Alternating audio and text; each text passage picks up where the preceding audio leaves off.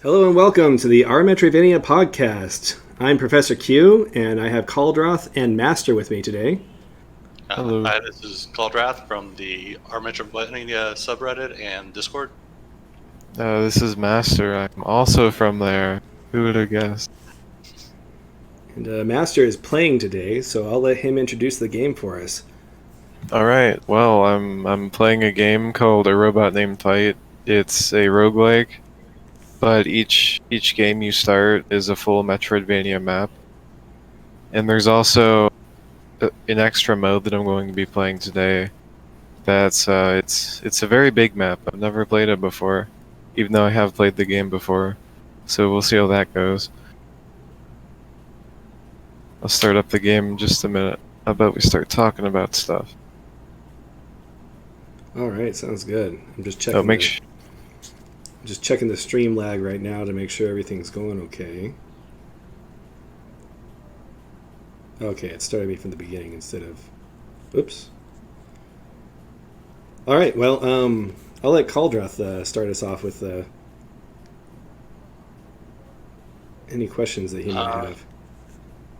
So I believe we were deciding that we were going to talk about procedural generation. I guess for a starting topic, some people would say that Metroidvania can't be procedurally generated. Do you guys have any opinions on that?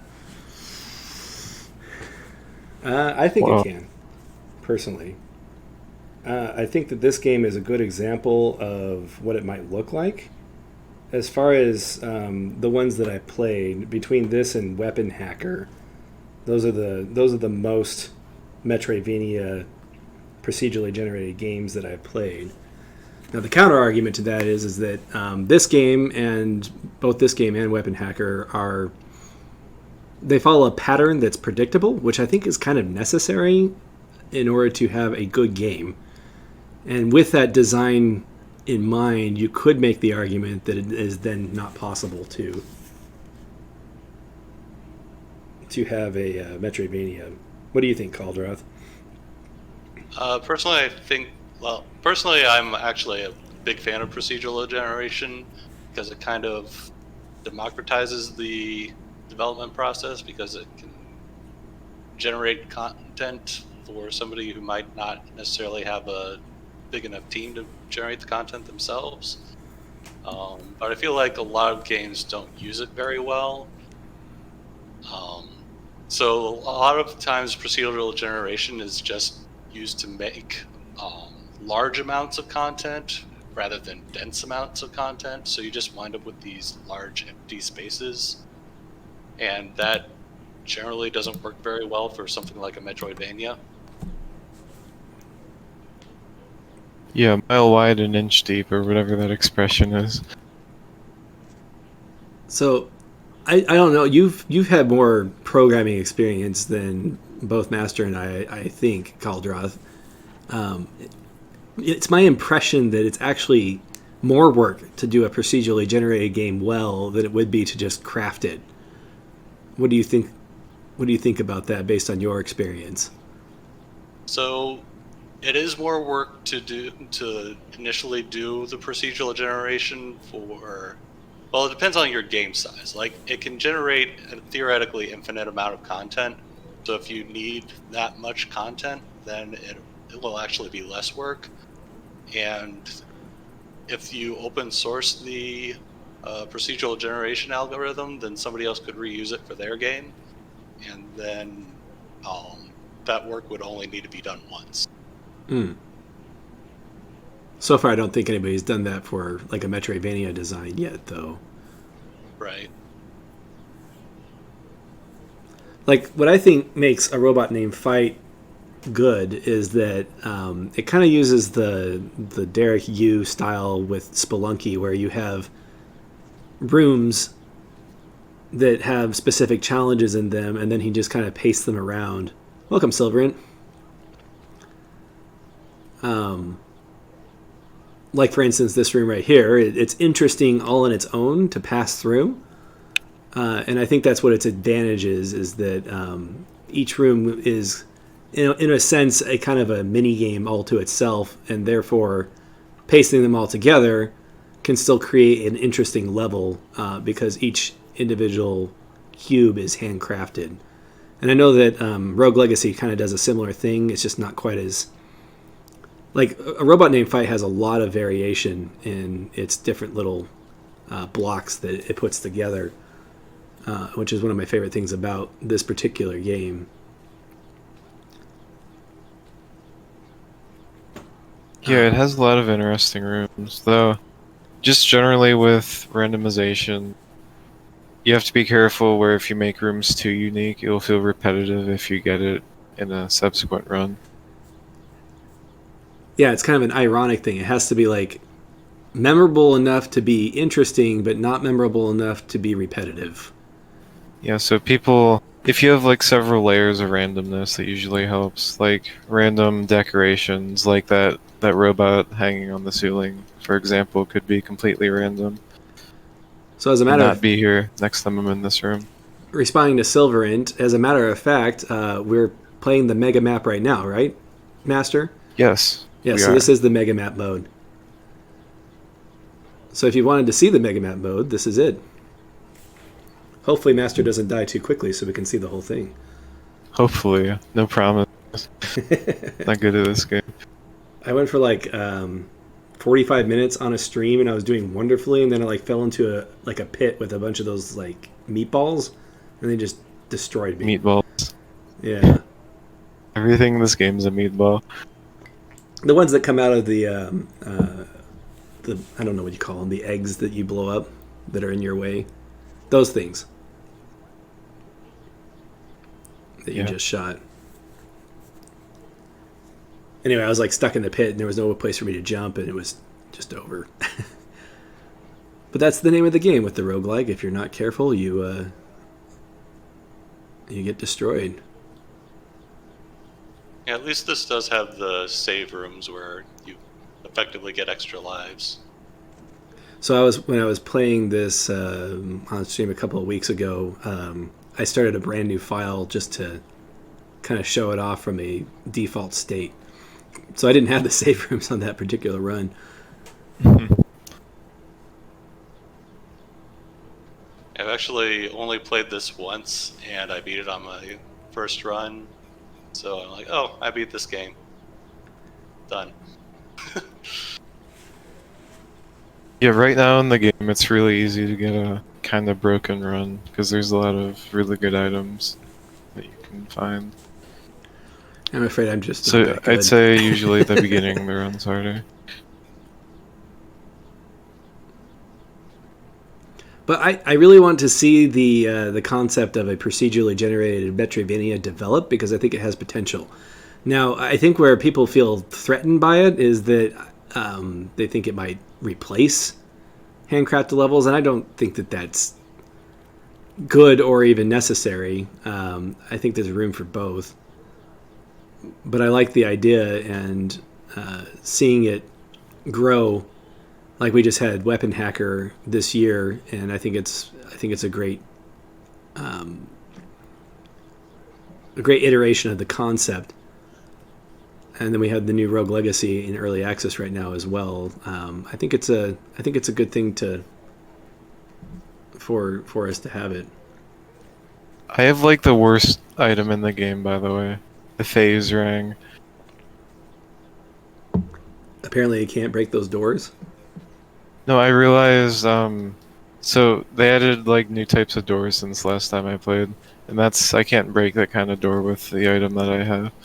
Well, it looks like the phase ring has basically infinite energy, so that's nice.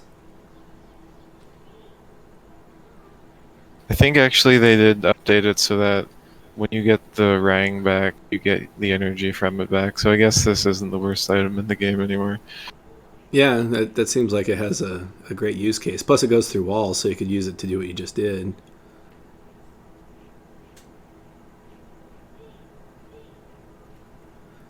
Yeah, so they have wall jumping in this game, but you can only do it if you only unlock the ability to if you've sequence broken an area. Okay, I was going to It's say, kind of interesting. I attempted doing a wall jump last time I played this, and it didn't work. Because Because anytime I play anything that's similar to Metroid, I give that a shot.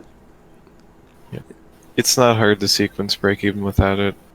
There are rooms like, hot rooms or Oh, right. dark rooms.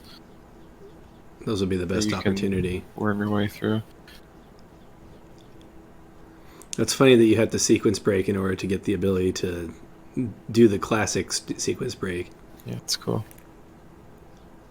Well, when you think about it, the wall jump is a really powerful traversal. It is incredibly powerful. Oh, there's a module in this room I should probably try to find. Personally, I think it's one of the reasons why I like Metroid a little bit more than the Castlevania style of things. That idea that you have secret techniques that you can use. Of course, Castlevania Symphony of the Night has a lot of those as well with the spells and whatnot. Just a little bit of a different execution. Could you sequence break with any of the spells? I know that combat.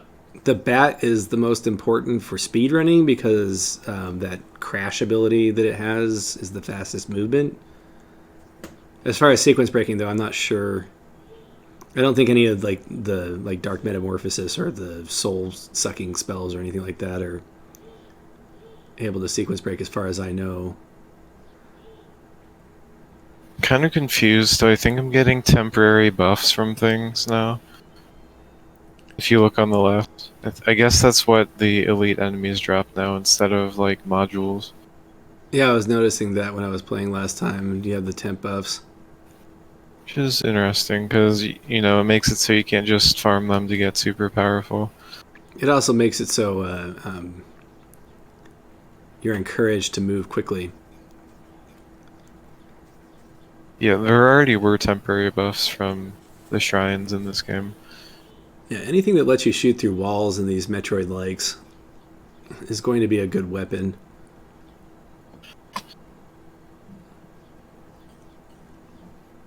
This has changed a lot. Sorry if I'm not like the best at playing the game. I have my keyboard in my lap to hit my push to talk, so it's kind of awkward when I talk and also play. No, you're doing fine. Yeah, I noticed last time that it's pretty difficult to talk while you're playing. Like almost every time I started talking, I would just stop moving in the game, or at least go back to a walk. I'm almost always talking while I'm gaming because I have a wife that likes to talk to me while I'm gaming. I'm good at talking while playing games, just I'm less good at hitting a button on my keyboard while using a controller. Wish this game had a morph ball. You got some pretty nice gun upgrades already. The split beam. I imagine just the upgrades you can get are going to make this mode really easy. If it's, the map's bigger, so there's more upgrades to find. Well, it seems like the challenge is more of attrition than it is necessarily actual challenge. Well, it does seem like you get plenty of health refills, so it is less of an issue. Yeah, but you can also die pretty fast, like in a few hits if it's a tough enemy. I only have 8 health. That's probably the primary difference between a robot named Fight and Weapon Hacker, is that Weapon Hacker has very limited health. And any drops that enemies drop will stay in that room forever until you pick it up. So if an enemy drops a health pickup, you can leave it there and grab it later. It's different kind of strategy. Room for both games. I think it's interesting to take the same concept and put a spin on it.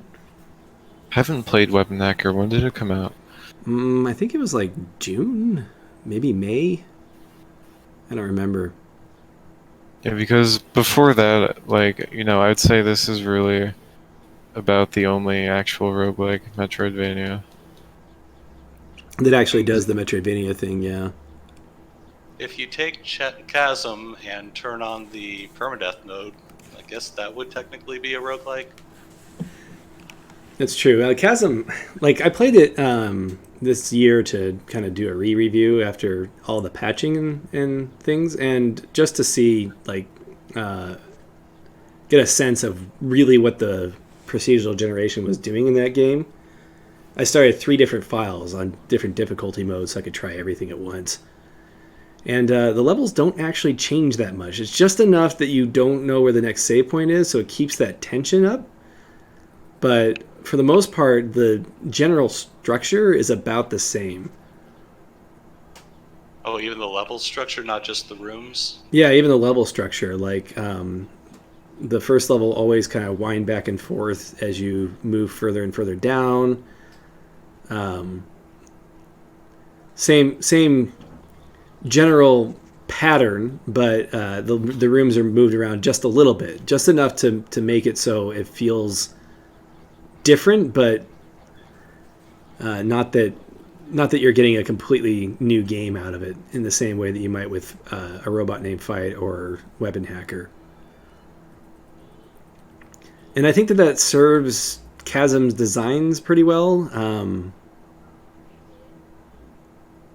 I think so you say phase rang's a good weapon when this exists. But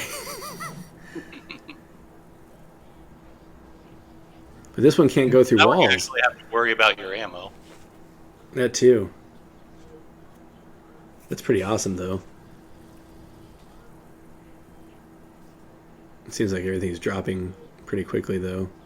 Yeah, I'm still really confused as to what's going on with modules. Like, am I keeping the normal modules that I get? Was there a green currency back up there, or did I miss something? It doesn't look like there's a dot in that room, but I thought there was in like the top left corner. Oh wait, maybe I was seeing the you're probably right. The HUD.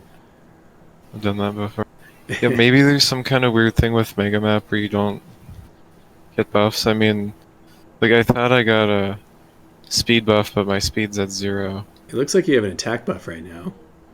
See the little line underneath, how it's slowly going down? Yeah. That's the, yeah. It's a temporary one. But, you know, we'll figure it out. I haven't seen any elite since you brought it up, so maybe.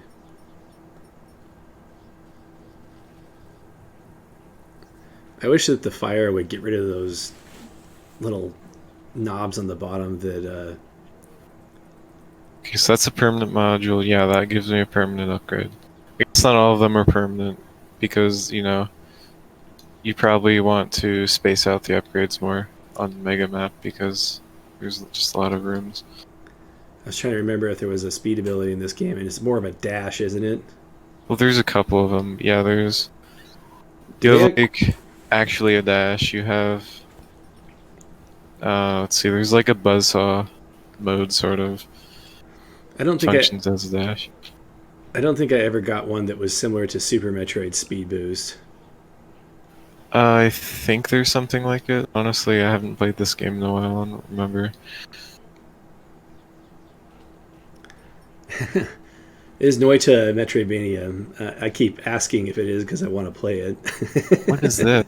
That trades. So on the left side, you trade. I don't know what that is you're trading, but you're trading for green. Oh, you don't want to trade shot speed for green. Shot speed's terrible though.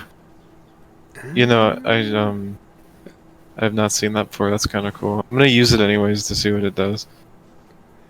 It kind of is like a Super Metroid ROM hack in a way. So you just got another green. What do you call that? I got a scrap and I gave up my. That was attack speed, not shot speed. Attack speed's actually nice. One of the shticks behind this game. Oh, there's an elite right there. Yeah, temporary upgrade. Yeah, you get a. That was actually a pretty good attack boost. I think it doubles your attack. You're getting elites back and forth right now. Oh, an actual module. That's interesting. Nice. Yes, yeah, sometimes they drop modules, but most of the time they drop buffs. That's kind of cool. I don't remember the stats being on the left side of the screen. That may have been there all along, but it's kind of nice. Yeah, I think that's new. It used to be, you had to open this up to see it. Or there's probably just like a different default option for it. Oh, I can't really see in here. Yeah, I probably want to come back. Time to backtrack for 5 years. Good old Mega Map. So far the rooms are like incredibly linear, but I guess It's a weird mega map thing, just because you have to fit in like every biome variant somehow. Well, even under normal circumstances, the game kind of always makes like a loop. Yeah, it does, but there's a lot of like you're not necessarily going down one corridor the whole time. Here, I'm going down one corridor, So but I'm yeah, not anymore now. See, this is branching off. the reason why this looks like a Super Metroid ROM hack is because this game is heavily inspired by Super Metroid and even emulates the controls. I remember there were people For better or worse. who like accused the game of sprite tracing, and that's absolutely not true. Like maybe the sprites kind of look Sprite tracing, similar, just an aesthetic, but they're very different and original. sprite tracing is an interesting accusation because It's like it's so easily provable false. not just that, but like unlike other art forms, you literally have a limit on your grid on how you can arrange your pixels. This is not also a new save file. This is master's main file, I assume. Yeah, this isn't a new save file because I think you have to do it. You have to get achievements to unlock Mega Map. I think you have to visit every area before it unlocks. It'd be more interesting to try Mega Map than just play a normal game. So in Metroidvania news this week, 8 games came out this week. Just this week alone. It's crazy. Where do they come from? I'm so confused. I've seen their Steam pages for a while, but I guess it's just... It seemed like for a while at the beginning of the year, I was seeing a new game, like 5 new games a week, so I guess we're finally just seeing them come out. Yeah, It's I about time. kickstarted Endless Memories, and I don't believe they gave any updates recently. Like, they did announce when the release was actually going to happen, but there was like nothing leading up to it. It's just like, oh yeah, here's your Steam key. You hear a lot of news within like the first half of development, and then as soon as you get close to the end, they just go silent. The same thing happened with La Mulana too. It just kind of appeared out of nowhere. It's like, yeah, we're releasing in a month, by the way. I can tell. Wall jump here. I can tell the physics aren't quite the same as Super Metroid when it comes to wall jumping. I'm not sure if it's a wall thing or if it's a me thing. Okay, I think it might be a wall thing, so I can jump off of this pretty easily. It's possible they have walls that they've restricted. I'm pretty sure Metroid Fusion did that.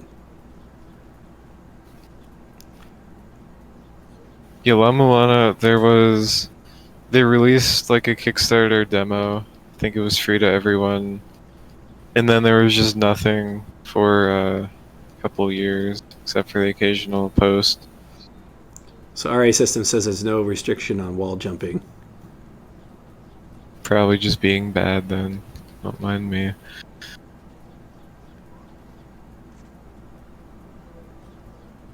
Yeah, anytime I can't get a thing to work in a game, I can never discount the idea that it's possibly just me. So I always have to take a step back and think about that for a bit before I criticize it. Oh, I always blame the game. It's never my fault. I think we all have a tendency to do that. We must stop this meat storm with all of the guns. I can forge guns. I love the Thank you. I love the robots in this game. They're hilarious. Oh yeah, they added dialogue since last time I played. You can neat. actually talk to them. Do they actually give hints on those cryptic guardians that you have to feed? Give hints with the what? Those cryptic the robot gods that you give. Oh, you mean the shrines? I mean, they probably shrines do. or You already whatever, get hints from like Tutorial Smith. Oh yeah, Tutorial Smith gave you some. I remember that. Plus, if you know where to look, you can figure it out. So it's so La Mulana-esque to have to figure out what to feed those guys. I just like don't know what all these items are. Like, is Bullet Helm something I actually want?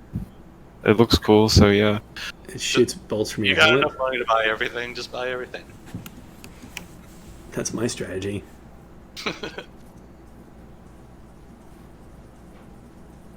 thank you, gunsmith.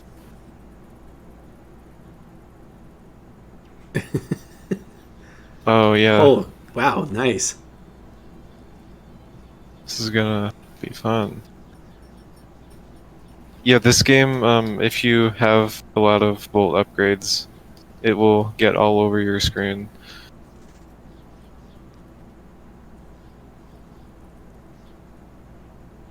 So be prepared for that later on in the run.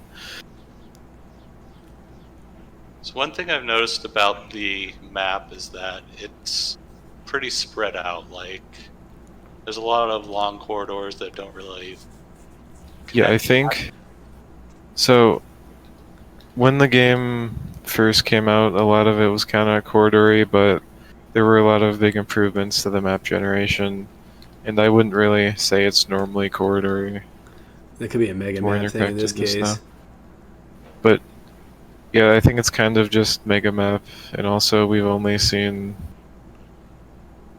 Yeah, these those biomes. things. I don't know. This is a bit strange, but it's still fun. Maybe like the interconnectedness is just spread out between all the biomes, if that makes sense. It's like the biomes are more connected instead of each individual hallway. Yeah, but it usually makes backtracking a lot easier when everything is more interconnected. They do have the fast travel in this game. Yes. Yeah, I believe we already talked about how Oh, there's the fast best travel one. can be a bit of a crutch. Yeah. Ooh, I'm looking good. Yeah, no, you got some great upgrades for being only 22 minutes into the game. Something I've always wanted to do is... Actually, can I I think open that's how these you with get this? through there. You have to use your screw attack. Wait a minute. Wait, are I you can't Sonic open the that. Hedgehog now? Yeah, I am. I thought you So were I doing was a screw saying attack. I've wanted to make like an upgrade.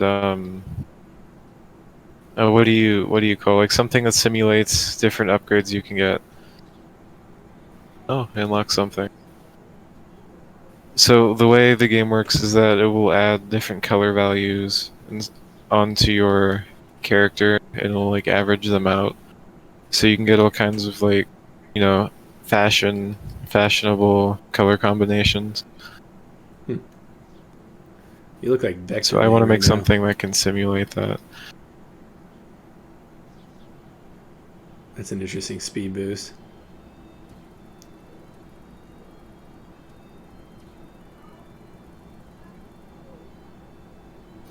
Wow, that's great dialogue.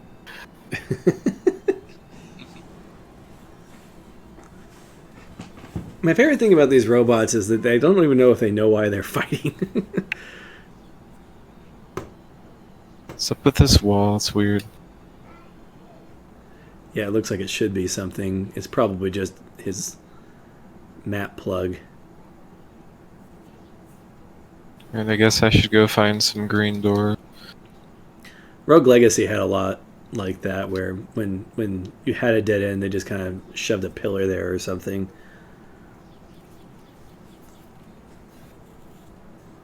See, yeah, I guess I've got some ways to go. Master's playing right now. We've been switching off every week. Sorry if my banner's just been terrible today. That's why he hasn't died yet, is because he's the one playing.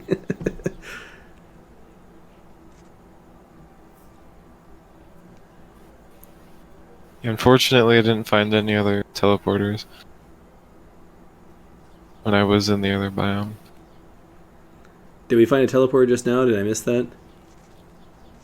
Oh, I found one earlier. Do you have a light source Actually, now? I just realized when I jump that it's actually making light. I can probably go down into the dark area. I was about to say.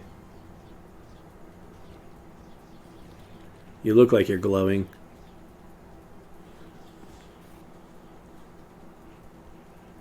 I don't It's know if kinda this is spooky, ideal, but I only have 8 health. It's not very much. Oh, looks like there's just an upgrade down here, though. So, looks like they're making you use the wall jump now. The ledge grab is one of my favorite things they added in the Metroid series.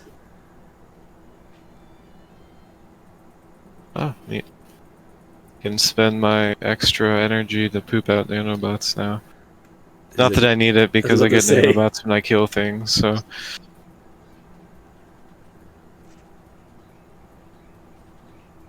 They seem awfully big to be nanobots. Yeah, I think they're actually called microbots, or are they nanobots? I think that was nanobots. I don't remember. Like, what unit size is a full-size bot in this case? I don't know. I'll have to ask Matt about that one. We're so enamored with this game that we were not able to come up with any other topics.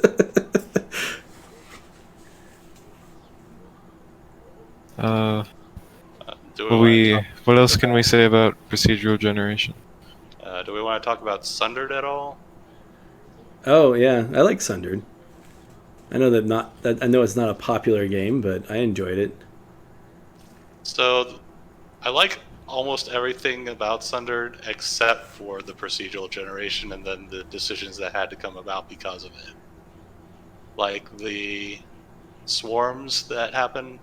Like, instead of having like set locations on the map, it's just like, no, it's swarm time. Then they just keep coming at you. I kind of don't know if that's a procedural generation choice or if that was their idea of engaging gameplay. And the reason why I say it means they don't have to place enemies. They oh can just sure, be like, here's the level, and then instead of generating locations for enemies in the level, they can just be like, okay, it's time for a swarm to show up, and then they just start spawning enemies. that might be a motivation for it. Do you know what Sundered makes me think of? It makes me think of Diablo. Like, it feels like a 2D Diablo game to me. Why Diablo specifically? Because of the swarms and the way that they all just rush you. It's like when you go into a new area, you don't know what the map is because it's procedurally generated in Diablo, and then you just have hordes of enemies just move towards you, and you just have to take them out. And Well, also, they're still placed on the map. Like, they don't just immediately all rush you. sure, but sometimes you'll get those like there'll be like events where they seem to just spawn. Well, yeah, in those cases, that's pretty similar to the Horde.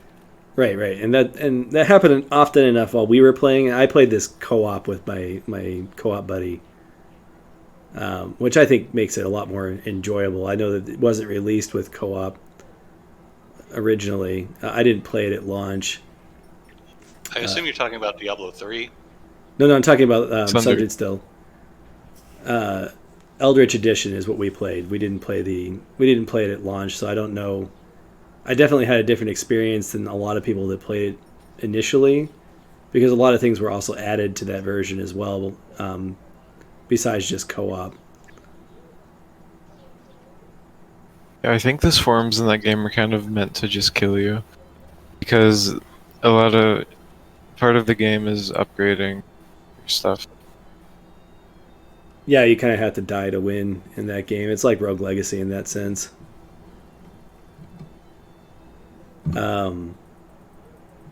Playing it co-op though, it was a lot of fun to we would just kind of chat while we were wandering around and just doing our thing, and then the swarms would happen. Then we'd bunker down in a position and plan a strategy. We had a lot of fun with it.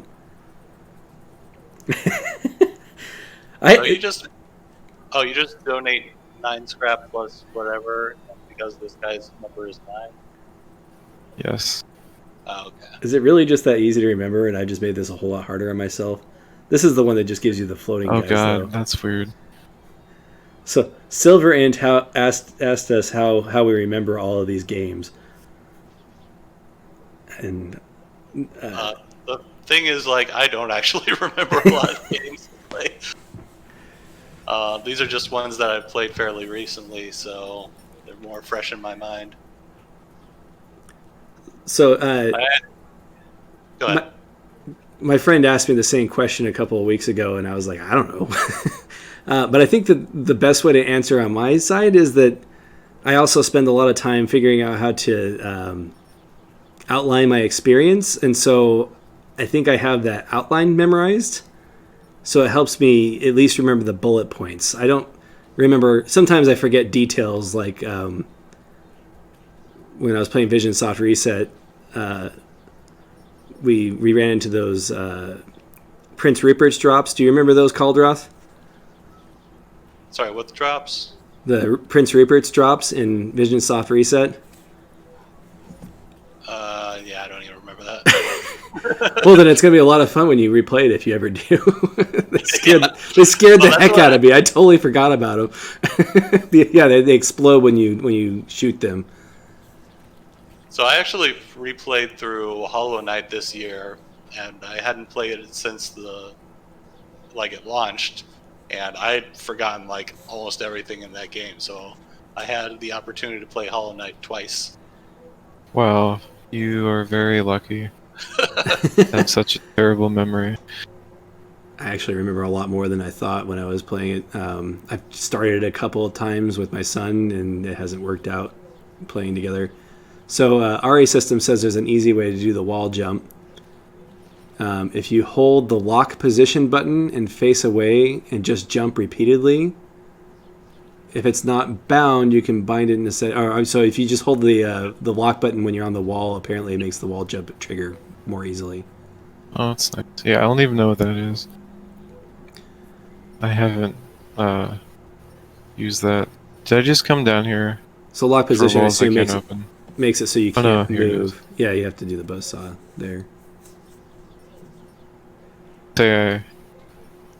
So I came down because I saw the one was red, and I was thinking, oh, red is meat, meat is slice.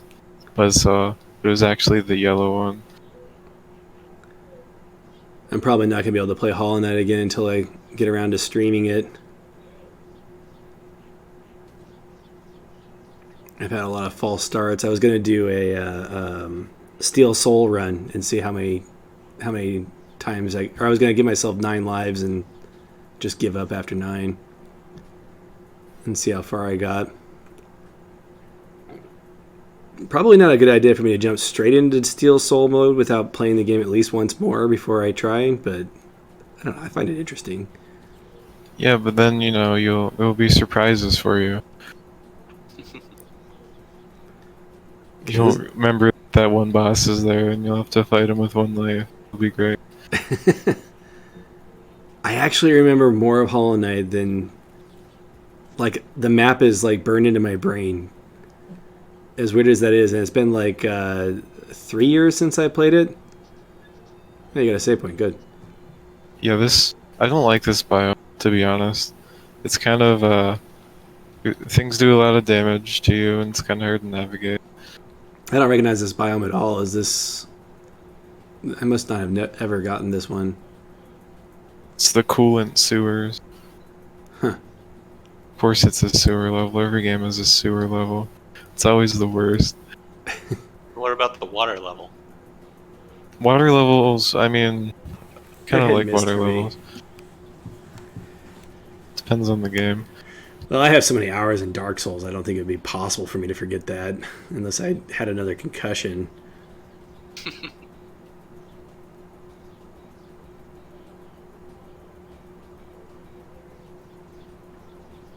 Yeah, I think I've just played so many games that they just all start running together. Like, I probably couldn't tell you what Castlevania any specific boss was from, but I can recognize all of them. Oh, I absolutely have no idea what's in any of the Castlevania game. Because they're just, it's the same or similar things in every single game, and there's just so many of them. The problem with Castlevania is they only have like 2 or 3 really memorable bosses in each game. Then you have like the giant bat and the werewolf boss. No, I remember a lot of the Circle of the Moon bosses. I think that says something about Circle of the Moon. Circle of the Moon had some really memorable bosses. So I think a lot of the problem with remembering Castlevania bosses is that the RPG elements aren't tuned very well, so it winds up way too easy, and you beat the bosses on the first try. Yeah, and I think one of the reasons why Circle of the Moon is memorable is because that doesn't happen if you're not grinding like crazy.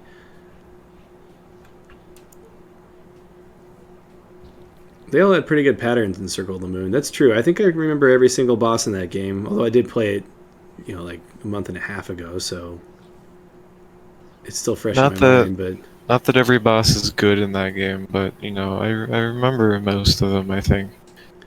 But like if you told me to name all the Aria of Sorrow bosses, and even though that's my favorite of the bunch, I'm like, well, Legion's in there. I know that, and he's in every game. It doesn't count. I remember the final boss, and to be honest, I don't know if I could name many of the other bosses. I think I remember Portrait of Ruins bosses more than I do Aria of Sorrow. I guess that there's another thing we can discuss there, how a lot of Metroidvanias wind up with the inverse difficulty curve. I think that only happens when you have the RPG elements. How was the difficulty curve in Super Metroid? Like, I don't think that Super Metroid has an inverse difficulty curve. I think Ridley is a very good challenge unless you've really, really been diligent with your exploration. Or just have the charge shot and the plasma beam. That's pretty much all you need for most of the fights in that game. But using just that and not just spamming super missiles on them is somewhat of a challenge. I'd say just getting around, though, is way less challenging at the end of the game than at the beginning. Yeah, I mean, that's kind of the Metroidvania shtick, though. That's why I like when games when they give you more, like when biomes evolve. I guess that's the best way to say it. Like the way that without having spoilers for certain games. Certain games. I actually really like the way that game evolves its biomes, the one you're referring to. But I don't know if evolving biomes is necessarily the only way to do it as well. You also have games like Hollow Knight where they basically have challenge rooms that kind of play out like a linear platformer to give you a specific challenge. The White Palace being the most infamous of the bunch. But they also have a lot of challenges that are smaller, kind of littered throughout the game as well. Mm-hmm. They have that. They have the grubs and stuff to collect, so you can offer those as like mini incentives. Yeah. I think every good Metroidvania should have some kind of staple collectible. In Hollow Knight's case, it's the grubs, which I think is a good way of doing it. Some games, they do the health upgrades, but then you're just too healthy by the end of the game. Metroid has the missiles, which get less and less interesting the more you have. But, every Metroid game that I've played has done a pretty good job making missiles relevant for the entire game. Metroid Prime did it by adding the super missile or the super attacks that you could do with the missiles, the missile combos, which I thought was a good way of doing it. The only one that I really felt like I was going to run out of missiles was Metroid 2, though. That's only if you don't know how to fight the queen. But I know what you're talking about. I'm also referring to the original Metroid 2. Yes, that's what I thought you were referring to. I remember that as a kid. I'm like, I gotta have 100 or 200. What is it? 240 missiles is the max. I can't remember what it is. I can't beat this game without that. And I played that game so many times. I got the speedrun achievement when I was a kid, and the bonus scene at the end. I never knew that you could go inside the queen's mouth and bomb her stomach the entire time, and I didn't find any guide that told me that either. But once you figure that out, you actually only need 100 missiles. Oh, I don't think I ever did that either. Yeah. I didn't know about it until I was like, I'm feeling nostalgic. I'll go ahead and just look up a long play for Metroid 2 and see how it looks. And when he went inside the queen, I was like, what the...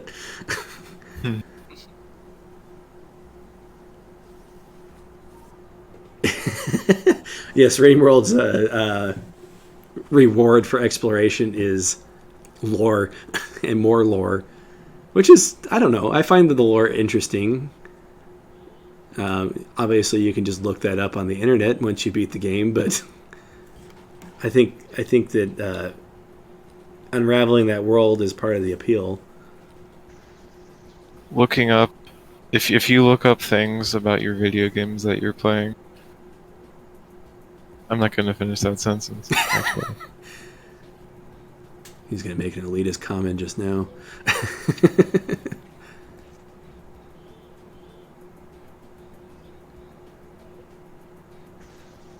I don't remember what I was... we were talking about collectibles and... Oh yeah, Metroid 2. Oh yeah, one thing that some games do for collectibles is they just give you money. And... Boring. Yeah. So Hollow Knight did that as well, and it becomes irrelevant at a certain point in the game. I think if you're going to have money as a reward, you need to have some kind of sink to make it worthwhile. Yeah, that's probably why they added the reinforced charms.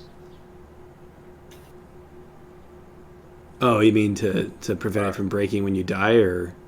Yeah, the non-fragile version of the fragile charms. Yeah. I always thought that they should have had a charm that let you use money instead of soul power or something. I always want to make kind of like a mage type build, and I never really found a way to make that completely viable. Yeah, the first time I played through this game, Robot Named Fight, I didn't know anything at all about how the shrines worked, so I just went and just gave the maximum amount of money to one of the shrines. And the upgrade I wound up getting was that my life bar got replaced by my scrap bar. Uh-oh. No. I'm so sorry. So, speaking of reverse difficulty curve, that's what happened. So I just wound up dying almost immediately and having no idea why. And then I figured it out. And hey, it's Updog. I had a What's up, though? ridiculous amount of health because I just maxed out my scrap. Updog is universally reviled by the Robot Named Fight community.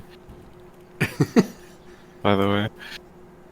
What is? I didn't see what it did. You skipped past it too quickly. Oh, I'm sorry. So it's like a little robot dog that follows you around. It's a replacement for a high jump, basically. The dog has a spring on his back, and you have to jump Rush. on it. I gotcha. But it's just really awful to use because he's not where you want him to be, or you accidentally jump into spikes. So I'm a pretty big Mega Man fan. I actually don't like Rush at all. He was better when he was a jetpack. Oh, I look brown now, sort of. Interesting. I remember in Mega Man 7, the best upgrade was that you got to just be combined with Rush. Yeah, that's how I like Rush. That's his best form. I don't like him as a springboard. I never found that very interesting. Do you think that the items in Mega Man 2 are better? Yeah, I mean, I think that the group of them are more interesting than the springboard and rush jet that it got replaced with kind of permanently. Although I haven't finished Mega Man 11, so I don't know if they follow that same pattern in that game. I do like how Rush has his own button in Mega Man 11. At least he has that. It makes it a little bit more convenient to use the springboard in that case.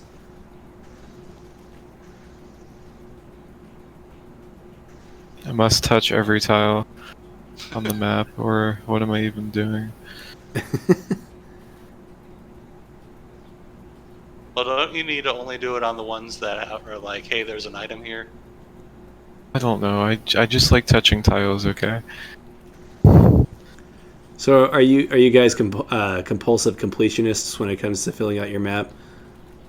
I mean, no, but like if I'm gonna leave a room and there's a tile Finally. I haven't touched, I'm gonna go touch the tile. We've gone But 40. if I'm at the end of the game and it's like, oh, you have 95% completion, I'm not gonna worry about it. Oh yeah. Yeah, I'm generally a 97% completionist. Yeah, I usually end up above 85% or higher is usually where I end just playing normally. Depends on the game. I completed Otto. I liked Otto enough to complete it. Plus, it only took 5 hours to actually get 100%, so that was nice. Yeah. One thing I didn't like about the completionist stuff in that game is that there were things that you had to like go to a certain area and then do the event there, and then Yeah. the event would happen in another area. I think that was only Oh. for that one guy, though. Yeah. But yeah, I know I don't really, especially when there's like no indication of where he went. Right. Well, there was also a thing where like visions of stuff would show up. I think you had to do those in order to. I may not have gotten that. The file doesn't actually have a completion rating. I was just going based off of the achievements I was getting. Yeah, there was an achievement for each of them. I think if you count the that would have been a sad place to lose it. Well, he's been into a save room, so we can die once. That's true. It's actually a speedrunning strat to die. Yeah, I did a Bioshock speedrun. I know all about suicide teleports. Let's see, Bioshock. There's no consequences for doing it. I still don't know how I feel about those Vita chambers. The meat I killed was kind of cute. That was the number one thing that people criticized when that game first came out. Like every reviewer had something to say about it. Oh, what? Okay. The Vita chambers in Bioshock. Basically, if you die, you just came back to life in one of these whatever the nearest Vita chamber was, and all the enemies that you were fighting stay exactly where they were and the same level of health that they were. So basically, you just had infinite lives. Take out a Big Daddy with a wrench by just like suicide running them over and over again. Yeah, and there wasn't any like consequences for it either. Like you didn't lose money or anything like that. So it's just interesting. Well, except for the enemies staying in the same state, you don't have any souls in Dark Souls. It's the same thing. Look at that cute meat. That's true, and that's the difference, though, is you have the souls risk there. But that's one of the things I like about Dark Souls is that there's a risk if you have souls, but you can put yourself in a position where there is no risk, and that's a nice position to be in. They kind of changed that they tried to change that with 2 and 3 by making it affect your health again, like it did in Demon Souls. It makes me kind of wonder if it was like an oversight that going hollow didn't affect your health in Dark Souls 1. I don't know if any red scrap, but I do like the looks of that question mark. Tempting. It could be anything. It could even be red scrap. I still wish I had more health upgrades because, like I can get as many more damage upgrades, but I'm still gonna die fast in acid or whatever. There are a lot of things in Dark Souls I think were all just happy accidents. Like, for instance, originally the game was going to have a Maiden in Black type character that you went and spent your souls at. But then they just dumped it and made you upgrade the bonfires, probably because they decided to go with the Metroidvania level design and didn't know how else to or how to implement the character in that context. I think going this way is a good idea. It's kind of wet. So, do you have an upgrade that makes it so you can move underwater, or are we just No. But I have a high jump and I can wall jump, so I can get up stuff without too much pain. But I had to wall jump to get up the room to get in here, so I think that counts as a sequence break. You're just a walking mess now.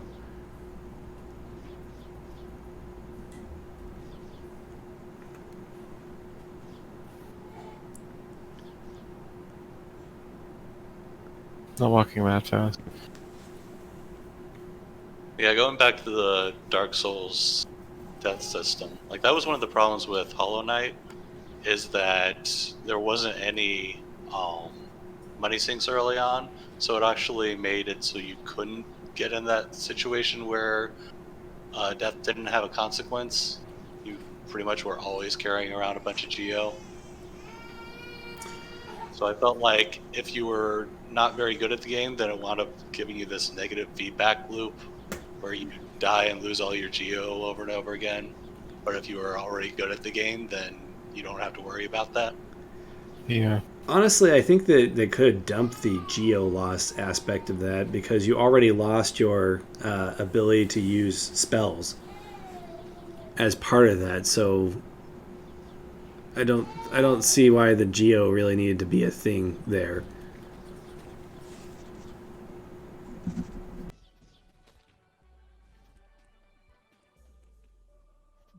Yeah, but I think a lot of the problems would have just been resolved for Hollow Knight if they implemented a There's just geo nothing sink. down here. It's usually a reward room or something at the end. They implemented Interesting. a what, Caldroth? They needed a geosync. Like that would have solved the problem with the just getting geo as a reward for clearing something, and also the issues with the death system. Yeah. So what do you think the best geosync would have been for that game? I mean, Dark Souls solved it by just having a level up system. Right, which I don't think would have helped Hollow Knight personally. It's an interesting question. Because you wouldn't want something that would impact progression too much. I they think probably- because there's probably already made enough the- progression in the game. They probably could have made the charms, like the lady that sells charms and notch upgrades, they could have made that more expensive, I guess. And maybe like a little more extensive. Yeah, Evil Genius, I really wish you could reset the lamps in Bloodborne. I really have no idea why they designed it that way. Sorry, Caldrath, can you repeat yourself one more time? Sorry, I was looking at Evil Genius at the same time. Oh, I was saying that you could have made the lady that sells charms and charm notches, made the stuff there more expensive, or just had more stuff in the shop in general. So you think That's it's not- more of an economy tuning issue? Yeah, so that's her shop was the main thing that you did for like power upgrades versus progression upgrades. Part of the thing there is, and one of the issues with designing it that way, is that you kind of have to design around the idea that players are going to permanently lose geo. And in the case of Hollow Knight, I'd say that the majority of your geo comes from exploration instead of grinding it off of enemies. Like, I don't even think bosses drop a ton of geo. I could be wrong on that, or misremembering. So I think just making things more expensive might have been a bit more punishing than it needed to be. Like, I personally don't see a problem with them having dropped a death consequence system entirely. I don't know if that would have hurt Hollow Knight if they just made nothing happen when you die. Ooh, Well, yeah, but I thought the premise of this question was that you had to keep the death system, and how do you fix it? Yeah, how would you fix it if you kept it? Sure. I kind of wonder if there would be like temporary buffs is one way to have a sync.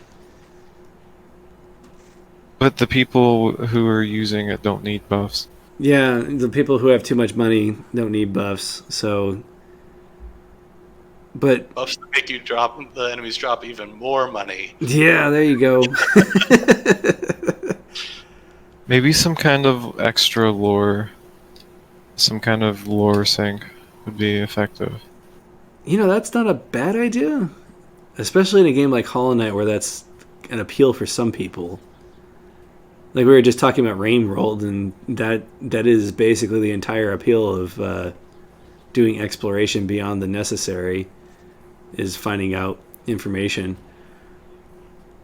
Not to spoil too much about Rain World, but it's really difficult to get some of the lore in that game. I don't think I've ever found lore in that game.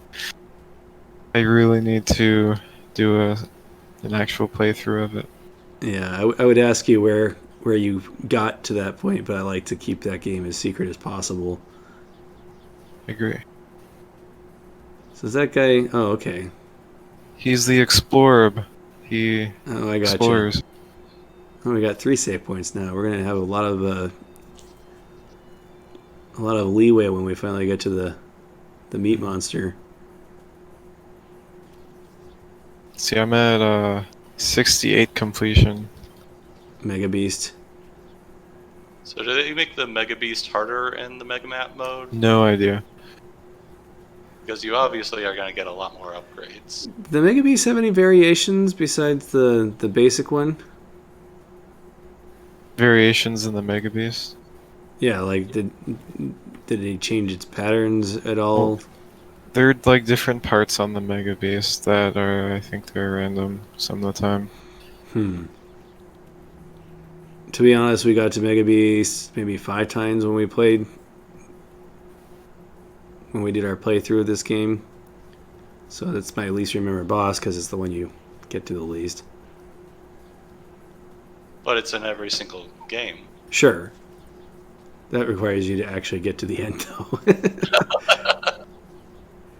So when you play this game co-op, you have like one of these orbs is controllable by the second player, and they can fly around and shoot in 8 directions, I think.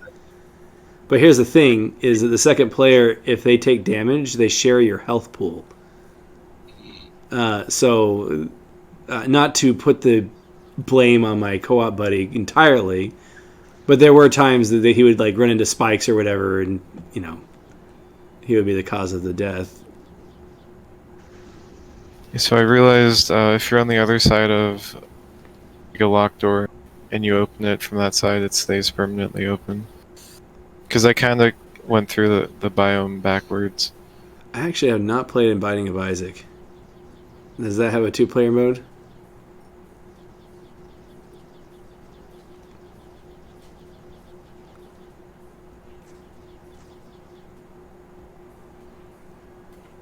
There's that. We are up to 19 damage with that boost, which is good. Yes.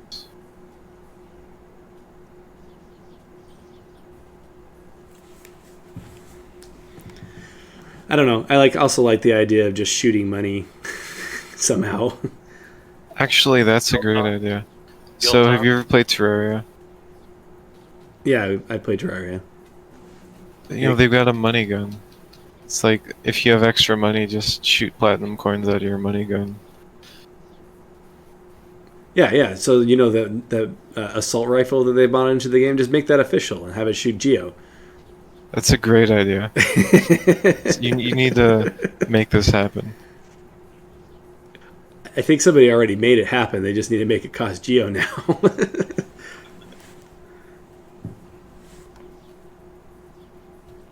Hollow Knight with the assault rifle is actually kind of entertaining to watch.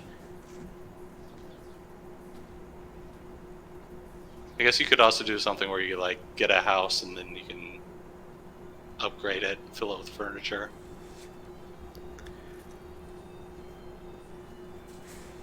That's also an option. I don't know if it. Time to stack some damage. I don't know Sorry if it for necessarily interrupting. seems in character for the knight, but then again, you had Just Belmont decorating a room in Dracula's castle and Harmony of Dissonance. I always thought that was one of the weirdest ludonarrative dissonant things in the Castlevania series. Like, it's not even his room. Right. Like I had heard an interview with Koji Igarashi that I guess on the right side of Dracula's castle at the top of the where the library is, that tower area with the elevator. At the very top of that, there's a save point, I think. And in the original plan, they were going to make that Alucard's room because Alucard is Dracula's son. So it made sense that he would have a room in Dracula's castle. And they were going to make it so you could decorate Alucard's room. So Harmony of Dissonance is the first game that Koji Igarashi did after Symphony of the Night. And it's like, well, we had this room idea. We might as well use it in this game, right? Is this a roundabout way of saying that Harmony of Dissonance is good? You liked Harmony of Dissonance, right? No. You didn't like Harmony of Dissonance? Somebody liked Harmony of Dissonance. Who was it that liked Harmony of Dissonance besides me? I actually really enjoyed Harmony of Dissonance, but that was because the Infinite Dash is a lot of fun. I really did not like Harmony of Dissonance. I remember just like at first it was fun and it looked kind of cool, but I realized it's just budget Symphony of the Night the more I played. Yeah, I played Harmony of Dissonance after Aria and Dawn of Sorrow, so it was just like felt like a downgrade. I played it right after Symphony of the Night when I was replaying everything last year. And I don't know. I didn't hate it. Like, My God. I had fun with it. Well, I think you're ready for the Mega Beast.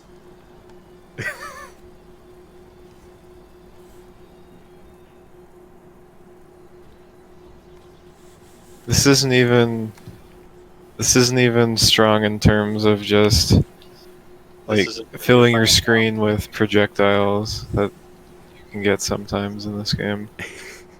So, people tell me that Castlevania 64 is not a Metroidvania, so I have no intention of reviewing it unless I am told otherwise.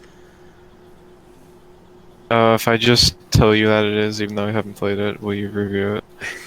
I've investigated it. I don't think anybody's like, besides the situation where it's like, oh, well, I'll tell you it's a Metroidvania if that's all it takes. 100% of the time, people say, "No, it's more like a classic Vania." I have not had a situation where they have told me otherwise without already knowing that is the contingency for whether or not I review it. Oh, Yeah, I played it way back in the day. I remember almost nothing about it, but I don't remember there being any Metroidvania element.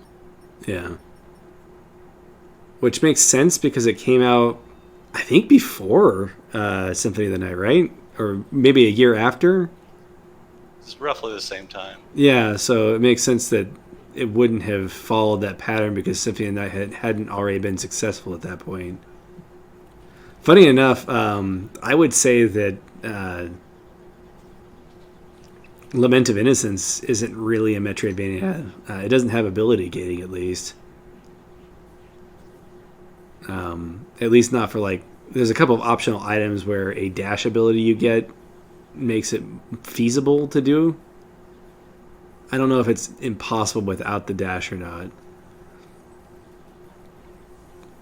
So have we officially eliminated all the 3D games from being Metroidvanias except for Darksiders 3? I don't know if we did that. I think that Superland fits. I still have to play Superland. In the Prime series, and Superland is definitely spatial reasoning type puzzles. I know you like the riddle solving and the logic puzzles a lot. Superland is definitely more of the Portal / Legend of Zelda style, where it's about figuring out how to physics type puzzles. As long as it's not a block pushing puzzle, I'm happy. There's a little bit of that, but it's not like the core of the game. Yeah, it's very physics based though. Yeah, Curse of Darkness. I felt like it was really Zelda-like. Like you would hit dead ends, and there would be like a hub area where it was like hub and spoke. So surely at this point I'll be able to sequence break to the Mega Beast, even though I don't think I've picked up all of the stuff I should have by now. Because I kind of went the wrong way. No, let's go for it. Yeah, Superland has a lot of spoken hub in it. Castlevania Curse of Darkness is in my schedule to play next, although I might delay it a week, just for time reasons. Hey, so this run's lasted a while. When I'm done, maybe you could boot up the randomizer. Yeah, we can. I have it set up if you wanted me to do that. What's with all the blood just raining down? I was actually prepared for it this time. My mistakes have gotten you prepared. In hindsight, I should have had the backup plan ready, so it's, either way. When you do anything live, things can go wrong. That's just how it goes. Yeah. Just hope I don't need a red door to get to the Mega Beast. So Silverand says that block push puzzles are top design. What do you think, Master? Repeat that? Block push puzzles are top design, or top puzzle design. Oh, I don't think that's true. But there was so much of that in La Mulana, and everything about. What do you mean? There was like 2 block puzzle rooms. Well, I mean, if you count the weights that you had to put on everything, and the limit to the weights, and how often. What weights aren't blocks? What do you mean? You're putting a block on a block, and it's pushing the thing down. I always thought that was kind of funny. I always thought that was a funny way of doing switches in that game. It's an interesting mechanic. I understand why they did it. It's interesting. Still deciding whether or not I like it. It's there so that you don't just brute force your way through things. It's an interesting way of handling that. There were a few times where they used it in interesting ways, if I remember. I think there was a place in... I guess it's not a spoiler to say the names of places. There's a place in Eden, I think, where you had to use like just 5 of them in one place. And it was after you had to use a bunch of them just to get to that room, so you'd have to like grind for weights in the few rooms you had to actually do what you needed to do. I was thinking to myself, what would happen if I tried to play La Mulana again, and how much I would remember. And you're mentioning all this. I'm like, yeah, I don't remember that at all. I'd probably get stuck on that puzzle again. I mean, I remember. The thing is, there's a lot of big things that, you kind of remember. Yeah, I was about or to at say, least I remember about it. Like the really major puzzles, I probably remember pretty well, but the tiny puzzles, and there's so many of them, would probably get me all caught. Yes, the I tiny did. puzzles are what you wouldn't remember. I will admit that I did use a guide when I was playing La Mulana at points. I did attempt to do it as much as possible without a guide. I used the guide a few times, but for the most part, I stayed away from guide. That's why it took me like 70 hours or whatever it was. Yeah, I think that it's about an 8-hour game if you go completely guideless. Which, honestly, if you have the time, go for it. I think that that's a really interesting thing to do. If you like that kind of game. I think Calderoth is one of the detractors of La Mulana, right? So my main problem with it is that I feel like it doesn't respect your time. So if you are trying to burn time, yeah, definitely a great game.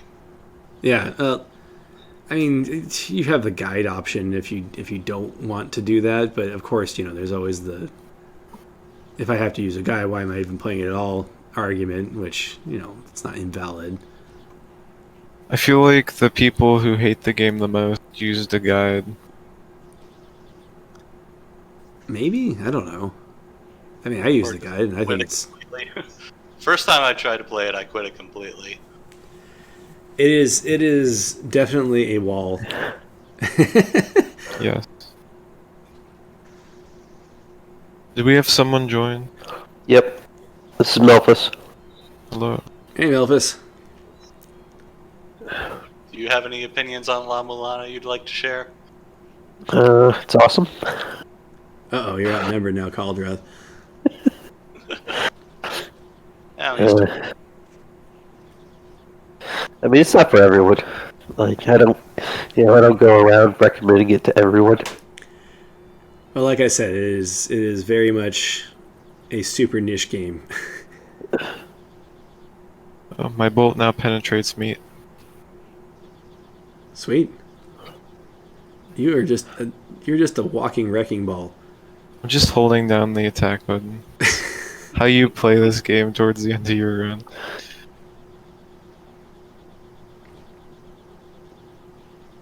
Yeah, it's like a shmup now where you're just filling the screen with bullets. I don't know if I ever got this powerful when I've been playing the game. I'm usually pretty thorough with my exploration too. Well, again, this is mega map. That's That's probably what. it's like double the upgrades. You could guess because it's double the biomes, double-ish. How many biomes are there in total? I don't remember. I think there's like 2 for each stage, and there's 4 stages. Or no, so there's only the city for the last stage. So I guess there's 7. The amount of support that this game has gotten is completely underrated. What, you mean like updates? Yeah. Like it must have had a really decent fan base or something, because it's pretty impressive how much work the developer has put into this. Yeah, Matt does. He does a lot of work. Yeah, I could see this having a pretty dedicated fan base because of how unique it is.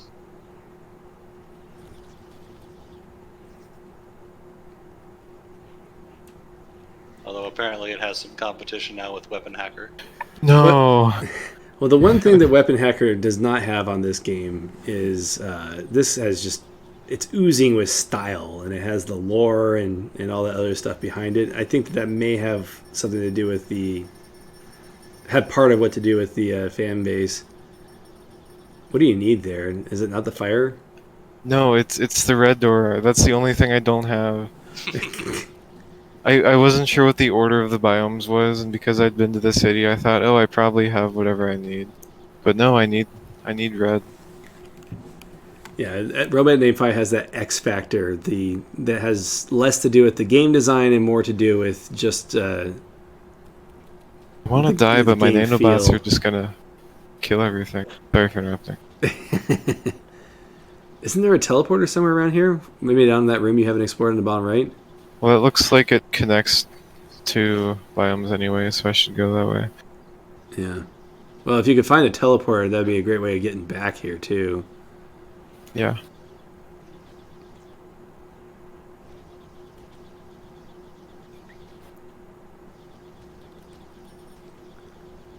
Yeah, I thought it was funny when somebody was like, "You shouldn't have given this game a 4 out of 5."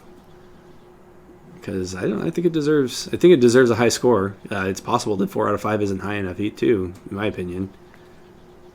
People who just really hate random generation. It's not just procedural generation. I think part of it also is the same reason why people don't like Super Metroid, is the kind of the jumping controls are a little bit tough to get used to. There's also the permadeath. Yeah, Like, anytime that's you why have. I generally don't play roguelikes. I don't like permadeath. It's funny. It depends on how fast-paced they are. Like, I can enjoy a fast-paced roguelike, or rogue-lite, whatever you want to call it. But as soon as it starts to get slow, and then I'm like 4 or 5 hours into it, and then I die, it's just like, okay, I'm done. Yeah, my thing with roguelike is a genre that I think I would really like, but I have not found the game that clicks with me. And I've tried a lot of more traditional like games that actually copy Rogue, and I still haven't found one that really has convinced me that the purist rogue is my thing. But I really like these Metroidvania roguelikes, so... And the not Metroidvania ones that people call Metroidvania ones have been fun too. What, Dead Cells? Dead Cells, what is the name of that? Tower Hunter, Urza's Trial is like that. And they played another one that was similar. Dark Devotion? I need to play Dark Devotion. Is that like Dead Cells? It's kind of like Dead Cells. There's no jump button, though. Interesting. Oh, that's really interesting. No So, jumping. yeah, it's very focused on dodge rolls and parries. Which is your favorite, as we know?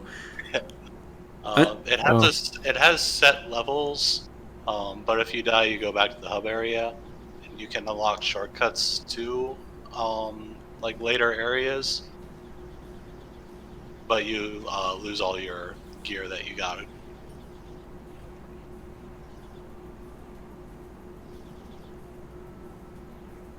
Interesting. I was wondering how you're going to get through that, but I guess you could just jump while you're in the ball form. Yeah, it's a lot of fun to use it. So you can tap it just once, then you can kind of jump, but you can also tap it a bunch to speed it up. It's the So Sonic you the kind of Hedgehog, winding yeah. it up. So that sounds really interesting. Unworthy is a game that doesn't have a jump. You kind of have to have a dodge roll if you're going to do a no jump game, I think. Yeah, that's probably true. I I mean, can if see you you getting don't, away with a parry instead of a dodge roll. Yeah, some kind of invincibility option or a defense option. Doesn't even necessarily have to be invincibility.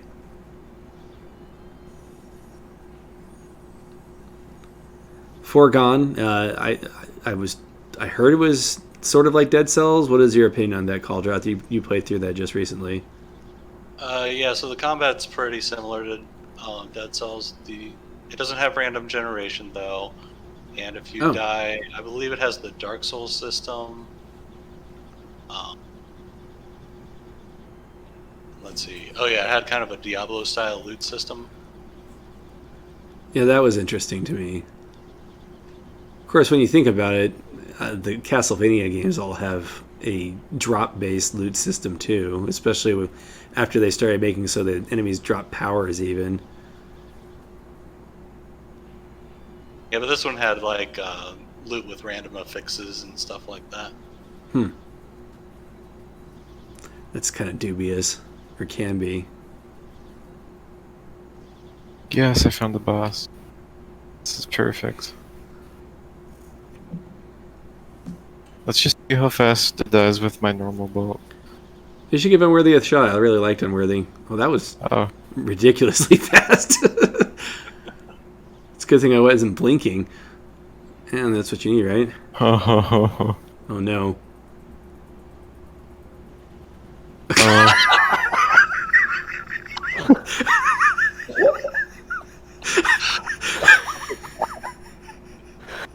Oh no.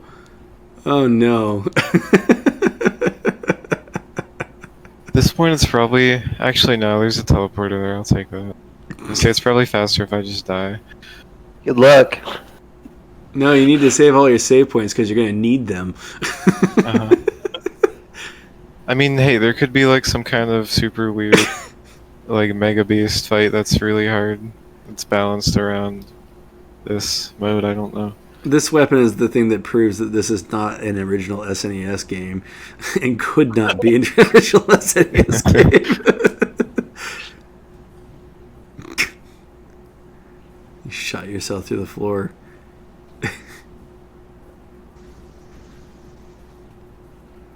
Well, this is a fun loadout. Yeah. Okay, I guess I just have to walk really far still. It's Yeah, okay. I was gonna say you needed some kind of teleport at the top there, but I have 4 teleporters, just none of them are at the surface. I wonder how many teleporters spawn in this mode. So you can see the map. It's kind of interesting generation sometimes. Though here it's kind of just a lot. So one of the most frequently asked questions I get is, what is the worst Metroidvania you played? And so I'm going to pose that question to Caldrath. I think I already know the answer, but can you tell us about that game?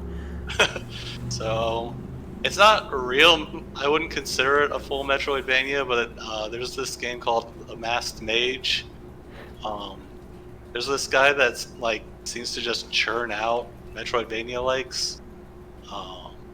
He's So got like yeah, 12 now, I think. I haven't kept track, but he had a bundle with 3 of them in it that all came out within like a year of each other. So I think they're like mostly asset flips. Like this game, they actually, like they used an asset from the store, and it turned out to be from another game. Like it was just straight ripped off from another game, but it was sold in like the Unity asset store or something like that. So they wound up having to change it afterwards. Oh, great. That's interesting. So the game had was almost entirely key gated, and there were just like I complain sometimes about Castlevania-like games having long corridors with just enemies in them and not very much going on. But this game just had long corridors that were completely flat, that didn't have any enemies in them, and they were extremely long corridors. So you just spend most of the time just walking places. Oh, It man. didn't have any like dash or anything like that, so you just literally just walk for like 2 minutes, and then you'd be through a room. Actually, 2 minutes. Something like that. Oh. Yeah. That sounds awful. The Mega Walking Beast. Sometimes I wonder just how safe for work this game actually is. Oh, gosh. Also, it's dead. I don't know. I would say that this game's probably... Well, I don't know. It's got other things like language and stuff, too, but...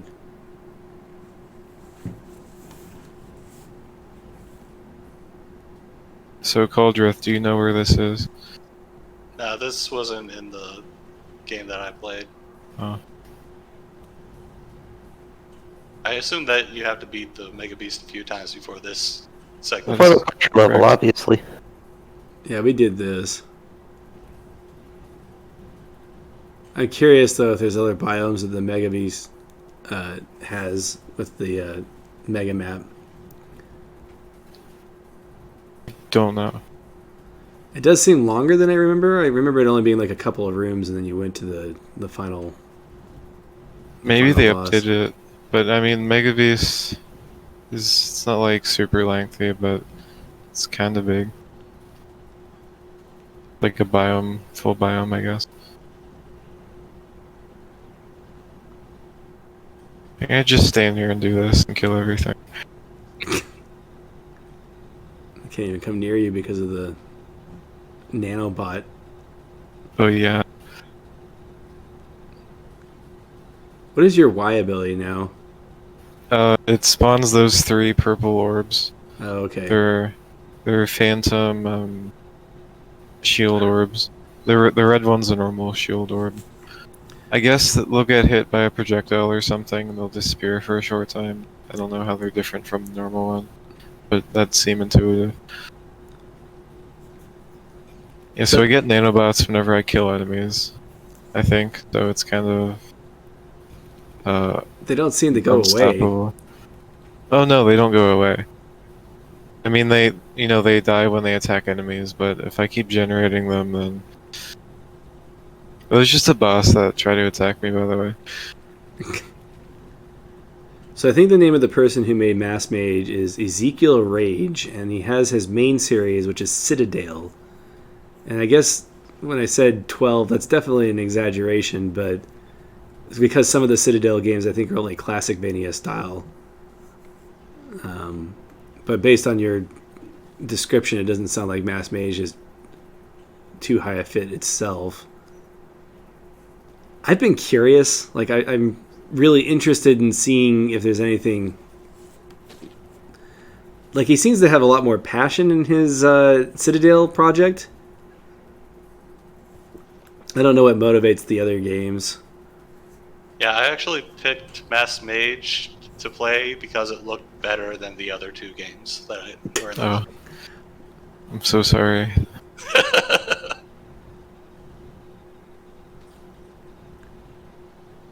So maybe I'll get around to playing them at some point. It's an educational experience, if nothing else. I had heard about Citadel the first time because I was looking at Wii U sales, and it was one of the games that was on sale, and I looked up a review on it.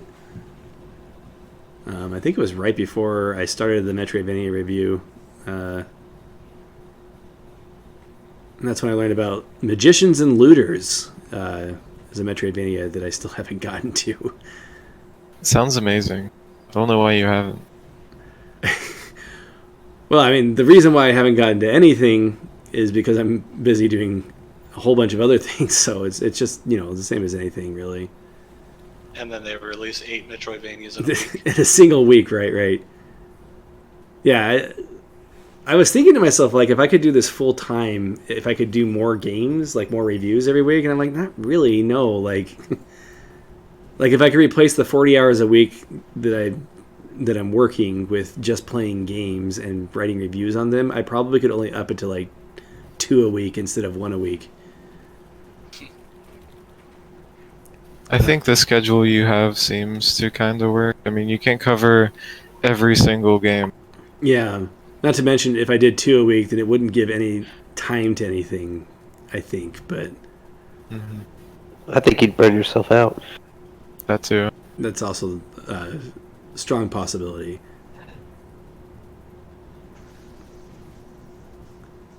So yeah, 52 games a year is about what I can do, and that does mean that some games just have to sit on the back burner until I can finally get to them.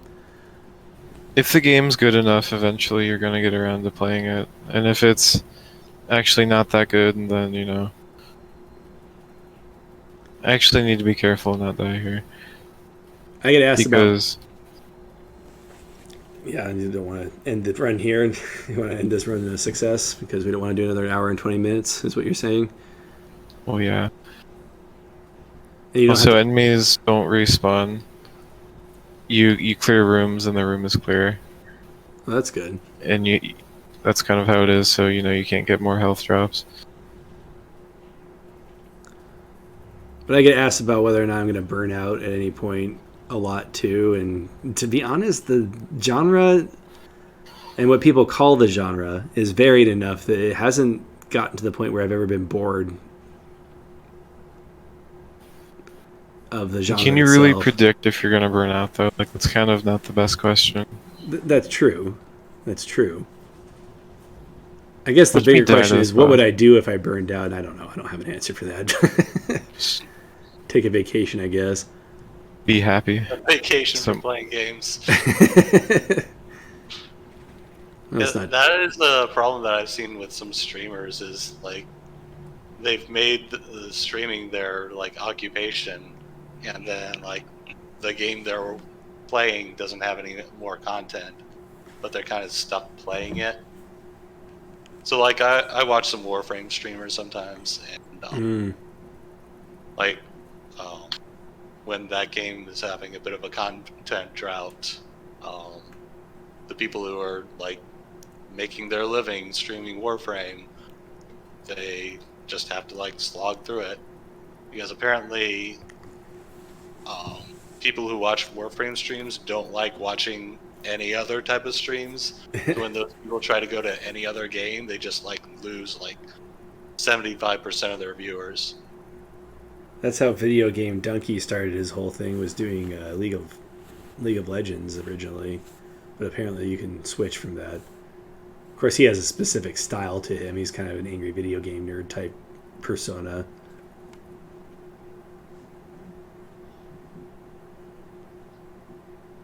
I think if you're a variety streamer, you can kind of then you can like do variety. But if you're like dedicated to one game, then switching to being variety is like really tough. But as So I if was, you want to start doing non-Metroidvanias, then you might lose a bunch of your viewers. I don't really have any interest in doing. People have asked me to, like, are you going to review Near Automata, or are you going to review Baba Is You? And I'm like, well, no, I'm specializing for a reason, because I feel like specialists are helpful. It's the orb picture. Have you guys seen the orb picture? What picture? There's a picture of like Donald Trump and some other people gathered around an orb. Oh yeah, yeah. I don't think I have seen that. I think they were in like Saudi Arabia. It was pretty easy to find.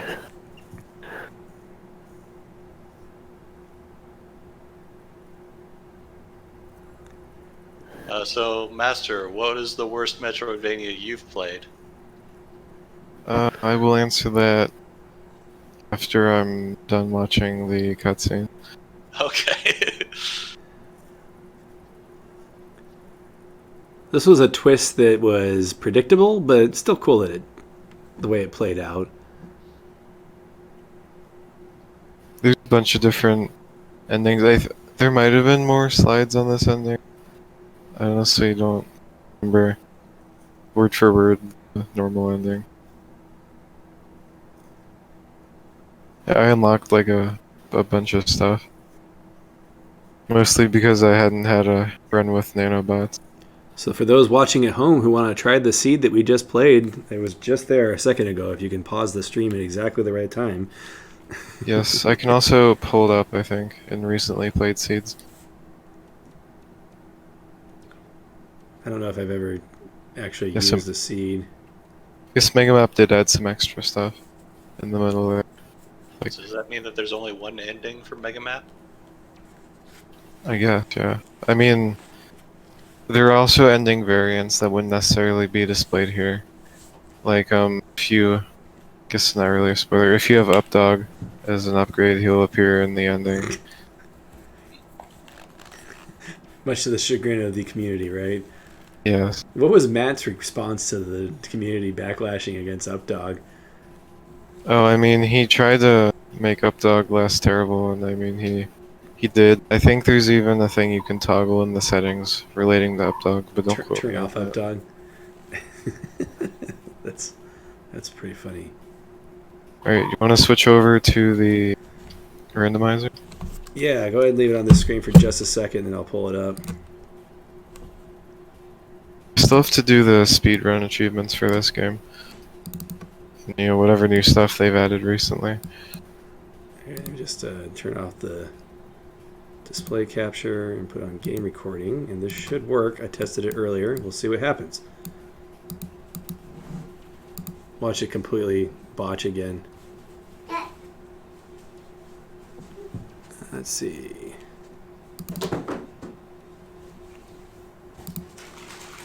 Alright, is that displaying the game right now? These stats. There we go. You'll have to come on Twitch. Alright, let me go ahead and close the robot and fight, and we should be good.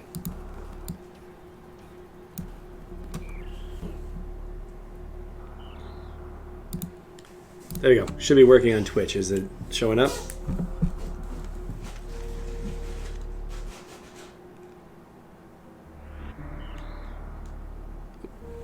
Was everybody able to see it? I am loading. Yeah, I'm not seeing it yet. Yeah, I see it. Alright, perfect. Every time I start this game, I hit the B button to select and end up backing out of the menu. Now if I can just- Same stuff. If I can remember what we were doing last week. Okay. Okay, now I'm seeing it. I must have a huge delay on Twitch. I think for a minute. It's not that much of a delay. It's just how Twitch be. Hopefully it's saved from last time. I'm pretty sure we saved when we left. I guess you always start in Super Metroid?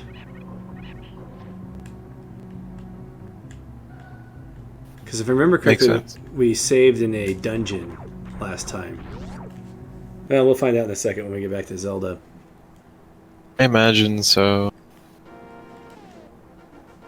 Okay, so we have the mirror and we have the orb, so now we can go to the mountain. I don't know if this is the best choice, but we're going to do it anyway.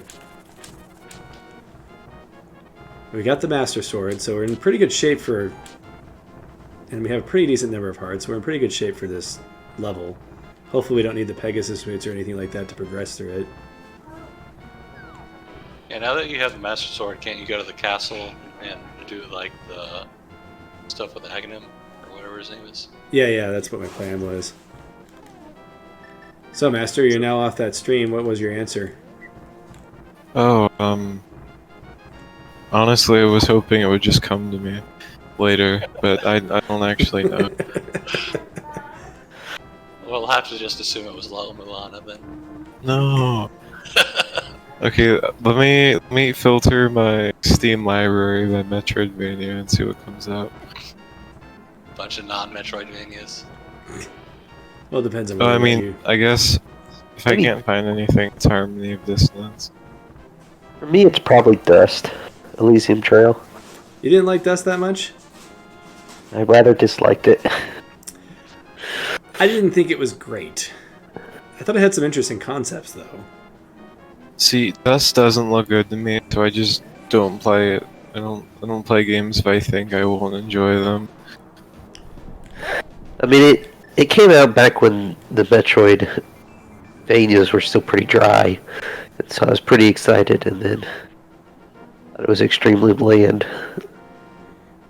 Yeah, it was up there. I don't think it's quite as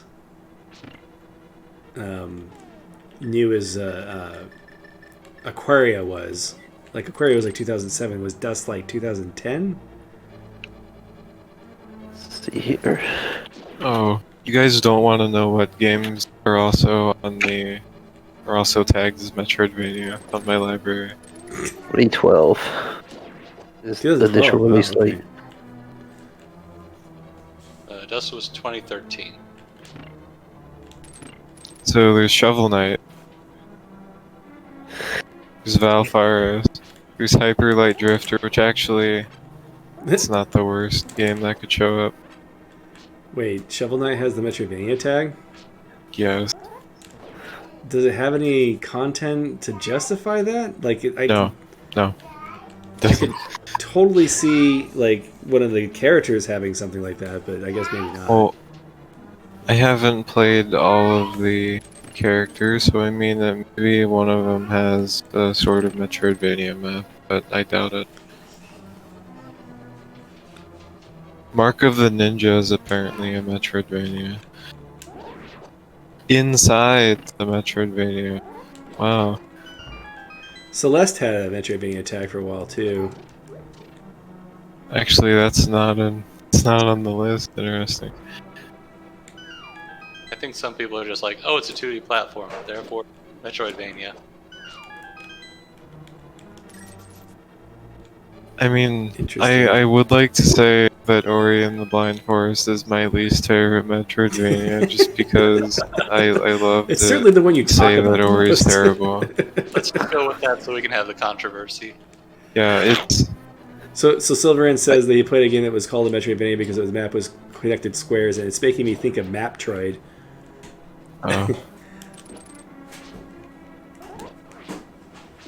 Oh. You know what? Actually, Sundered is a little bit like that, where it's basically just connected squares.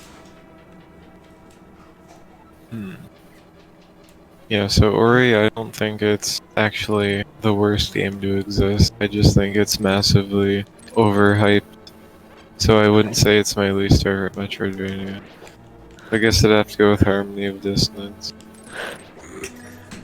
Well, you're in a good The game- spot if that's the worst you played. Yeah, I mean, think- it's. Oh, The thing about Ori is that it has a not very good combat system. You know, and so people that want a good combat system are going to be extremely disappointed in it. Power Glove! Hooray! Well, even if we can't make it through this Nice. castle, we got a good item out of it. there is actually another game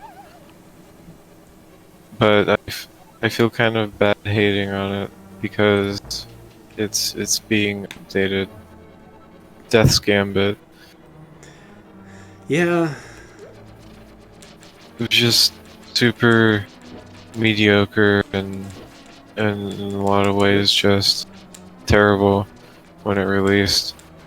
But they realized that they released a terrible unfinished game, so they're making an actual Metroidvania, I guess. And it's gonna be a free update, or is it gonna be a DLC? hopefully it's free. Yeah, so I'm optimistic for that. We'll have to see how much money they need by the time it comes out. I'm sure that'll be the deciding factor. Yeah, Yeah. that was the Adult Swim, so they have some money besides just game development. Yeah, the publisher, White Rabbit Games, I think is who actually made it. Didn't that game have a grappling hook in like its early videos and stuff? Death's Gambit? Yeah, I think it did. Maybe. I don't think I watched early videos. Yeah, Death's Gambit just kinda... I remember it being mediocre a lot because I bought it when it released because nobody else in the server really did at the time. So I was like, hey, I'm gonna be the one who tells everyone if this is actually a Metroidvania. And it wasn't. I played it after a few of its early patches. I enjoyed it okay. It has a ton of lost opportunities and a lot of decent ideas. Yeah, that's a good way to put it. It has good ideas, but they just didn't really execute it well at all. I think it has the potential to be something great, so I'm actually really excited to see what they do with it. Yeah, same. I think that describes a lot of indie games. I mean, but not all indie games will continue working on the same game after they release and it's mediocre. Yeah. I guess it depends on the developer and the game. You know, I like this game more when I'm Samus. I don't know what it is. It's just better when I'm in big pink pajamas. I'm adding A Link to the Past to my list of games I should play soon-ish. Maybe that'll be one of my laptop games for when I'm on my laptop at night. Oh, you've never played this? I have never played it. We mentioned in the first stream, I think, the only experience I really have with top-down Zelda is Four Swords. Link's Awakening is my favorite of the top-downs, followed by the Oracle of Ages and Seasons. Oh, yeah, I did actually play the Oracle games too. I totally forgot about that. I like Seasons more than Ages just because it has less... it has the reputation of being the more action-oriented one, but I see it as less... there's a couple of places in Ages where you have to talk to NPCs, and that's the puzzle. And it's not really all that interesting. I don't remember much about them. I played them on DSware or whatever you'd call it. And I played them both kind of at the same time. So yeah, my memory will not work when I remember those games. Make the beeping stop. Okay, we did it. We were successful. And let's see if some of these walls are bombable.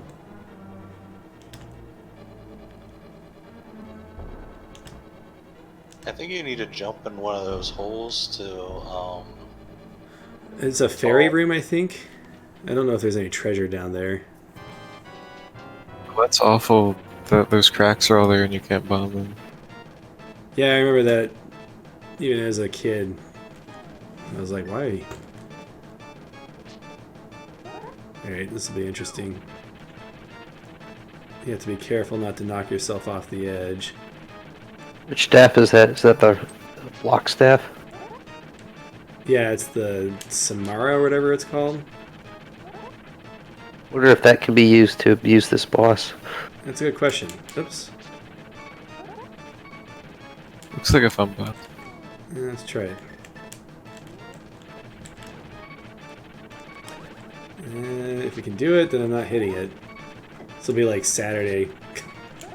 Calderoth was watching. I was playing Blasphemous on Saturday. I'm like, no, you totally can't knock these things back.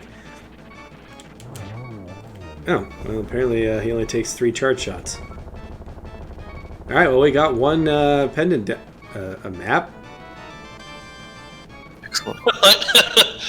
What? Do you have to find the pendants in random chests? Oh, no. Okay, so there's the pendant right there. Wait a That's minute. a crystal. That's a crystal. So in other words, this is confusing. I'm confused. What is the crystal?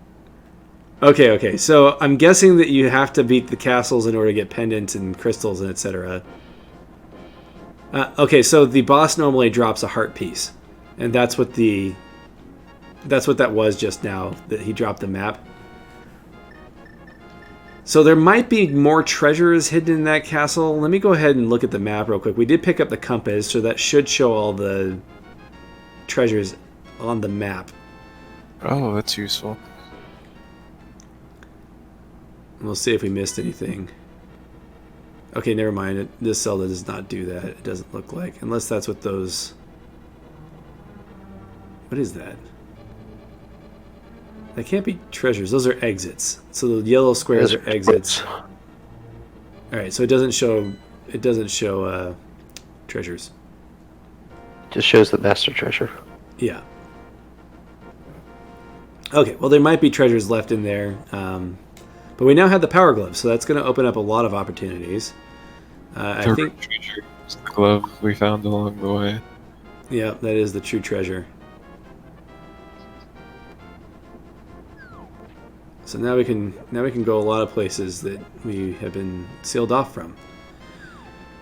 What does the glove do exactly? Okay, so we only have the white rock glove so far. It lets you pick up rocks. Normally you can't pick up rocks. Little Metroidvania gating there. What the... These guys aren't affected by the beam? Or am I just not hitting it right? Well, these guys are affected. Oh, now I can't even beam anymore. Alright, well, let's get out of here. There's one place in particular that you need a rock for, or you need the rock lifting ability for, and I'm going to go straight there, because I want to spend some of this money that we've got hanging around. How many rupees is a lot of rupees in this game? Are you going to get the 500 rupee trash now? Yep. Hopefully it's not trash. Hopefully it's like... I actually don't know what I want it to be. It's a good thing we had the flute, because we might be able to get stuck.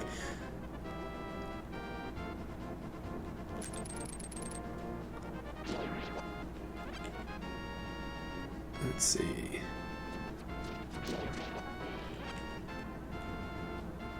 Anyway, I don't have a least favorite Metroidvania because I think that's mean. Didn't you say it was Book Brown Brigade? Shh. They're actually patching that, so it might not be true after a while. So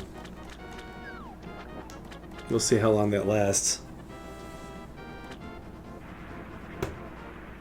I haven't heard anything about that since then, though. Like the developer was super active for a little bit on their forum for a little while.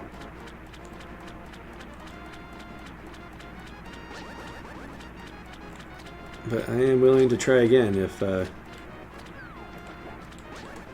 they do patch it. Maybe. Yeah, it was on sale a little bit ago, and I wound up picking it up. Just haven't gotten around to playing it. Well, let me know what you think. It was a very... I think the hardest part about it wasn't just that it was a frustrating and slow game, but it was also a very long game on top of that. Like my other 2 games that are at the bottom of my list, one of them is about 10 hours long, which is not preferable when you're not enjoying yourself. But the other one is only like an hour long, which so at least it doesn't last very long.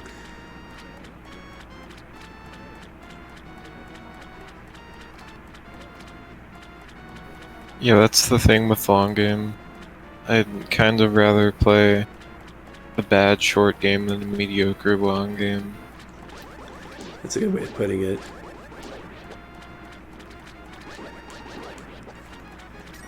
Yeah, I've got a few games that... Oh, go ahead. I've started just like quitting games that I haven't liked.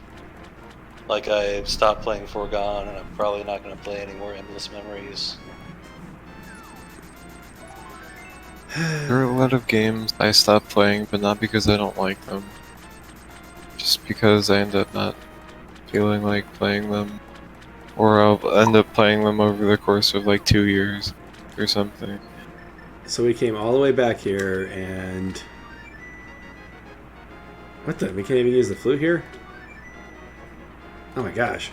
Alright, well, let's go walk slowly back, I guess. Wait, we can do this. Might be able to do it if you're on land. Yeah, it might be what it is. It doesn't let me do it on the water. Oh, now I can have the mountain cave. What's up with that? Alright, let's see. I think the sanctuary is what I want to check out next. I'm trying to think of all the places that you can use the glove to get to places. Hour-long Metroidvania is a good thing. I like many Metroidvanias. I actually played quite a few of them that I really liked.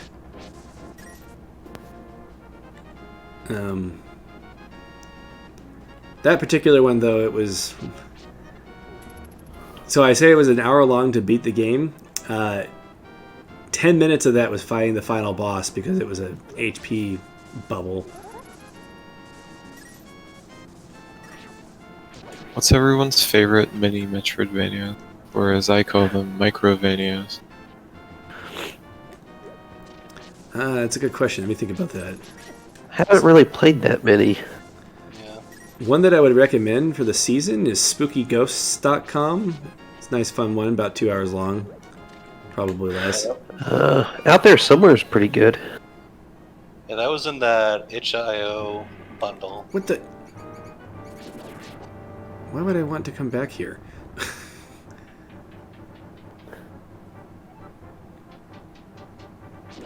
Spooky Ghost or Out There Somewhere? Spooky Ghost was in the itch.io. Okay. There are a lot I of guess good I games. do have it. There were a lot of good games in that bundle. Vision Soft Resets in that bundle too. Only played a game few. that a lot of people haven't played. I think it's one of the better ones. One of the better Metroidvanias. Oh, I love Vision Soft Reset. Highly recommend it. Very unique, very intelligent game. I ended up putting it down at one point, and like you said, earlier, once you put down a game for a little bit, sometimes it's just hard to come back to it. Vision Soft Reset would be especially hard for that because the entire game's kind of a puzzle box that you kind of have to memorize.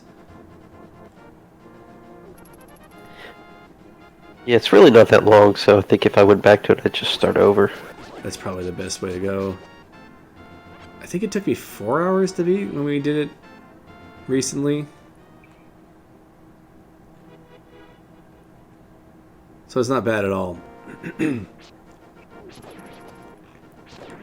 remember how long it took me the first time. I have 7 hours of playtime on Vision Soft Reset.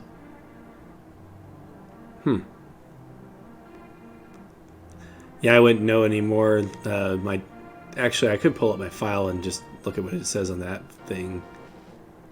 Yeah, that's Steam time, so that's almost always longer than the game files have.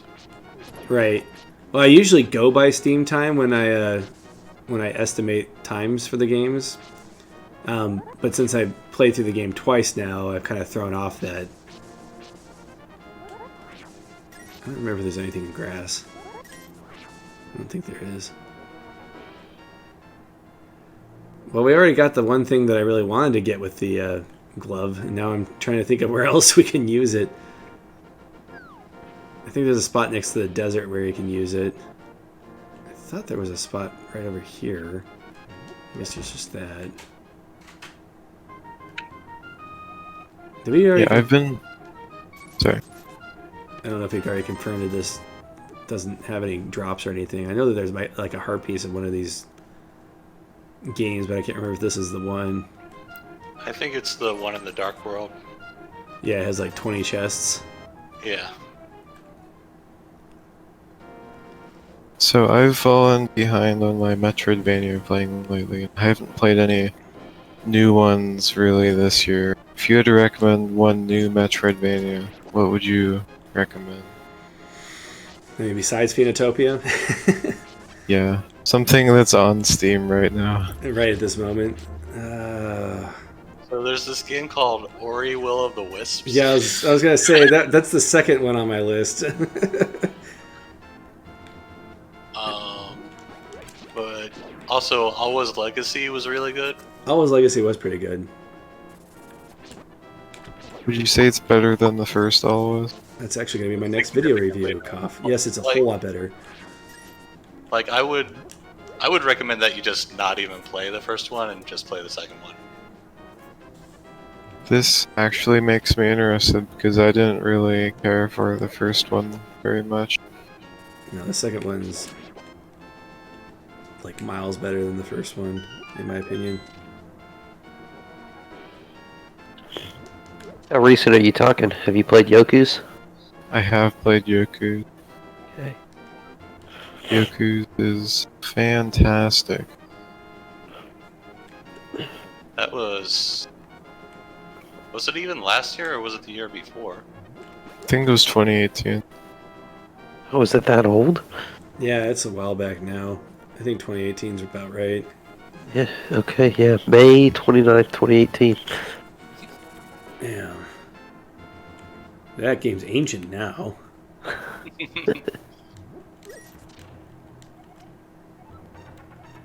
Even Future Stooger could play that. Yeah, I very rarely tend to be current. I wait for sales almost every time. Okay, so is there anything else that this guy does besides get mad at me? Maybe you have to break all of his spots first. Maybe.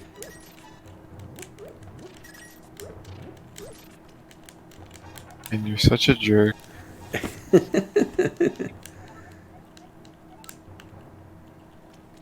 Well, we got 50 rupees out of that, although I don't know if we have anything else we can do with our rupees besides gamble away when we get to the Dark World. Okay, well at this point we're going to try and find another entrance to the Dark World. But I don't think we could do that without the Dark Glove or the Gold Glove. Just going to scope the desert out real quick. You could go buy a potion to actually do something with that bottle you got. Oh, wait a minute. Let me think for a second. For some reason I thought there was somebody you needed to give a potion.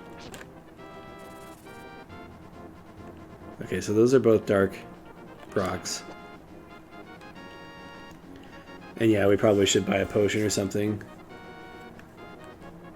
I don't remember the quest for the potion.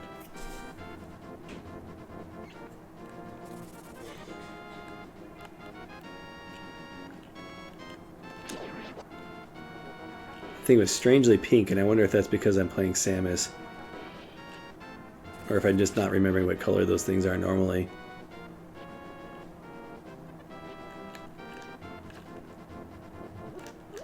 Nothing there.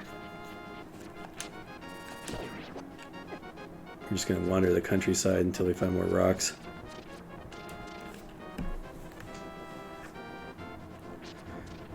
So let's talk about parrying and dodging in combat. Yeah, I was actually about to say almost all of the Metroidvanias that have come out this year have had some sort of dodge or parry mechanic, and Oh, I'm starting to wonder if that's just gonna be the trend now. I don't like that. Not that I hate either of those things, but I don't like Oops. that sort of trend.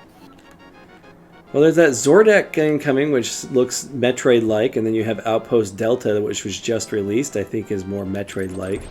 I think when you have a ranged game, you're generally going to avoid the dodge parry mechanic, although that wasn't true of Metroid Samus Returns. I think it in part depends on how complex they're looking to make the combat. You know, some of them pretty much purely focus on the platforming. You know, which is perfectly fine. Just you have to be clear what players are getting into when you advertise. Yeah, pure platforming games are... That's a trend that I kind of like. I like the pure platforming games. Loot Box Life was pretty fun. I feel like after playing Endless Memories and Foregone and Blasphemous, Salt and Sanctuary, and all those games like that, I feel like they have issues with tuning the difficulty, where it either winds up extremely easy, like Blasphemous, Salt and Sanctuary, and Foregone, or they just like have attacks where they hit you from off screen and stuff like that. And the only way that they can make the game actually difficult is by making it kind of unfair. Another one. Are you just gonna get mad at me too? Is that what this is all about? The same guy. For replatformer. I love the translation. Oh, you mean it's not like this in the normal game? Oh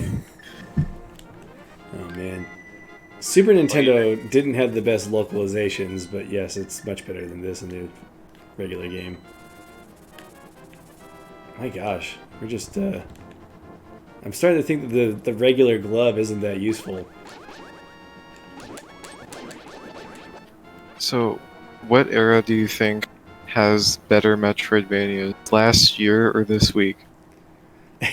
Well, that's hard to say. I haven't played any of the ones that came out this week yet. Yeah, I mean like your prediction. Because there's some good-looking games this week. So what ones are you most interested in? Me? Yeah. I mostly just know them from hearing about other people mention them, so I don't really know. Outpost Delta looked good. That's one of the few I actually watched the trailer for. Which one again? Outpost Delta. Oh. Endless Memories has some amazing production values.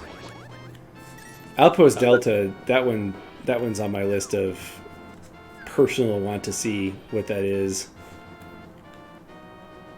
Yeah, I'm mostly just taking everyone's word for it. There's a lot of good Metroidvanias coming up. So last year, what is the competition? You had Cathedral that came out last year. Trying to think what else came out last year that... Vision Soft Reset. I did love Cathedral. Vision Soft Reset was at the beginning of the year, yeah, so that one's definitely on the list. You can pull up the Metroidvania of the Year votes from last year. Bloodstained came out last year, right? Yeah, Bloodstained was the big one. Yeah, that was like, why even do a contest? Of course that's going to win because everybody played it. Oh, Outbuddies came out. Yeah, that one's definitely not on my list of competition, though. Yeah. Did you play Redo? Yeah, Redo is really good. So that I would put that on the list of... Did we ever go down this hole? Yeah, apparently Redo, the developers said that there was going to be an update to it maybe even this year. Yeah, they posted recently, didn't they? He wanted me to take a look at it again. Vigil, I'm enjoying Vigil. It started out really... I had a lot of gripes about it. It has similar to Souls-like combat, but without the Souls-like death mechanics. Like when you die, you just lose everything. And going into it expecting a Souls-like, that was pretty frustrating at first. But now that I've hit a point in the game where it's opened up and it's more about the exploration and the Metroidvania aspect, I'm actually really enjoying Vigil right now. So I played the demo for Vigil, and it seemed like it was really quest-based. Yes. Kind of like an adventure game. Yes, it feels more like an RPG in that sense. So what else came out this week? Endless Memories, Barbarian, Biomass. Biomass was a couple weeks ago, but yes, that one also looks really interesting to me. That one I'm actually going to be playing the next month for sure, and Barbarian as well. Those have had specific requests. I really like the sword and sorcery stuff, and there's not a lot in the last, 20 years even that's sword or sorcery. I guess Vigil is the closest thing that I played recently. So one thing that's interesting about Vigil is you have arcane items which kind of make up the magic in that game, and they're infinite. They're on a cooldown timer, so you can really experiment with them. And they're a little bit overpowered, some of them. Oh yeah, of course, Cyberpunk's a Metroidvania.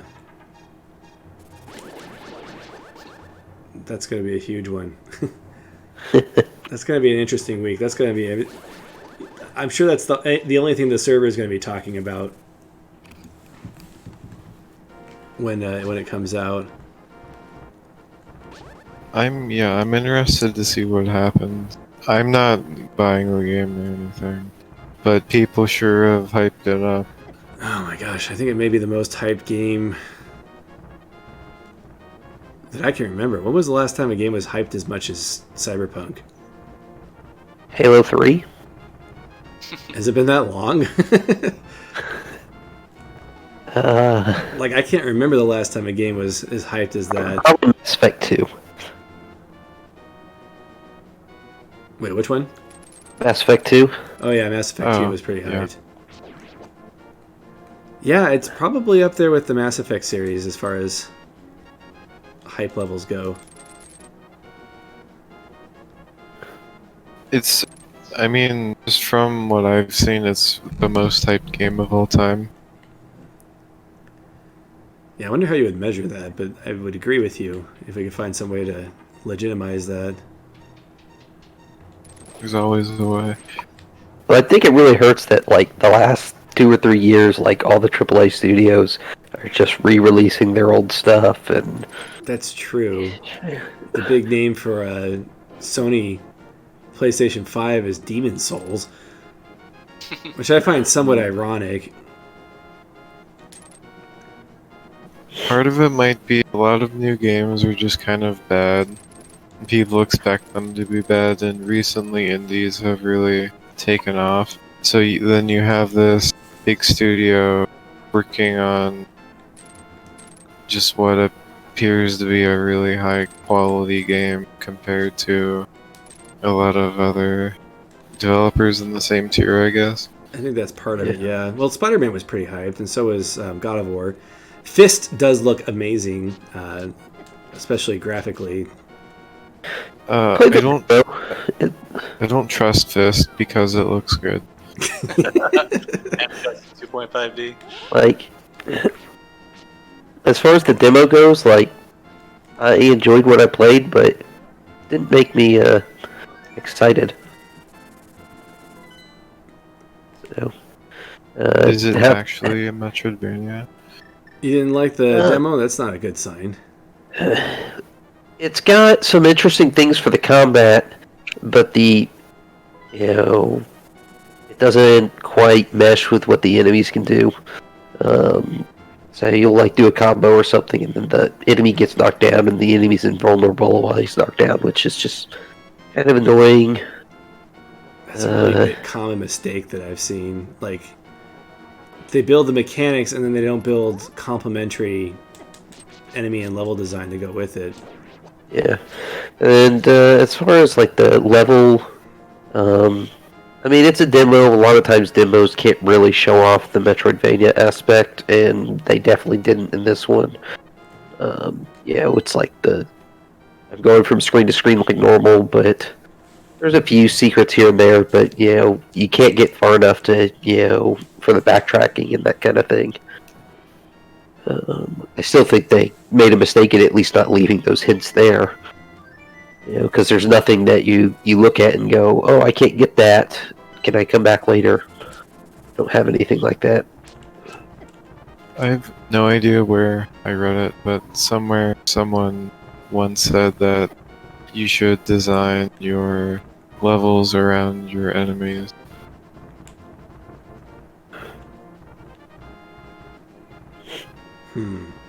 Well, I mean, there's some truth to that. It's like, look how much crap Sundered gets, or their enemy choices in enemy design. Which clearly shows that there's no connect between level design and enemy design.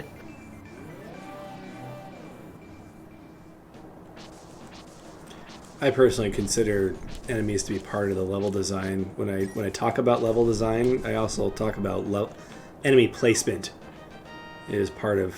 Oh yeah, this room. I hate that room. Yeah, enemies are obstacles in the same way that a row of spikes is an obstacle. Right.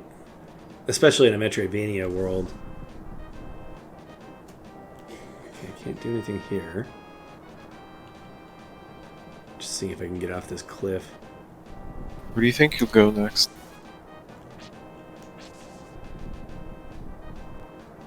What's that? Where do you think you'll go next? In this game, or what do you mean? In the game, not like in real. Not with your stream or your website. Silverant concurred with me in the demo. I'm actually not sure where to go next. That's why I'm like, well, we haven't explored the Dark World. My big thing was after I got the Power Glove, I'm like, oh good, we were gonna finally talk to the Zora, and then he gave his heart piece of all things. So we may end up back in Metroid soon. So.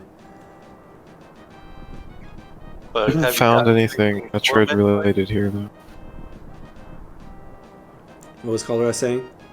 Oh, have you gotten anything for Metroid lately? No, I haven't, as far as I remember. There is a possibility that we missed some treasures in the... Wait. Let me think.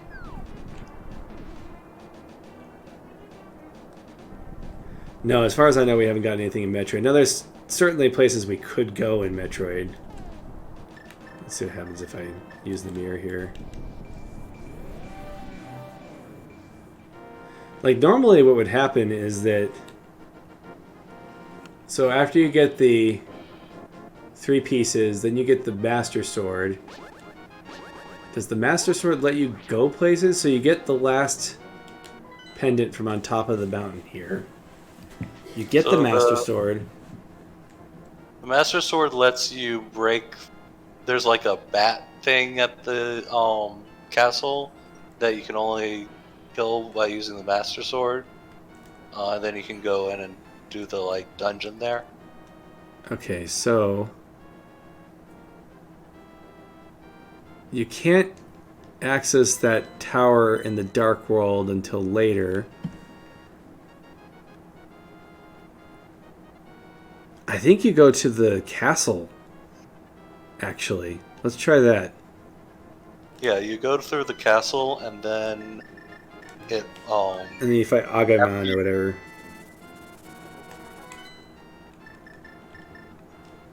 Yeah, that's possible. It's just my luck. Or Rupees beat Kraid that one time, and we have about 10 minutes left, so we'll see if we can rush this real quick. So after you go through the castle, they kick you into the Dark World. Yeah, I remember that now. Actually explore the Dark World from there. Come to think of it, what was stopping us from exploring the castle earlier? You need the Master Sword to get into the upper part of the castle. Okay, so the upper part of the castle isn't here. This leads to the secret passage out. Yeah, you need to get onto the roof That's what it is. Sorry.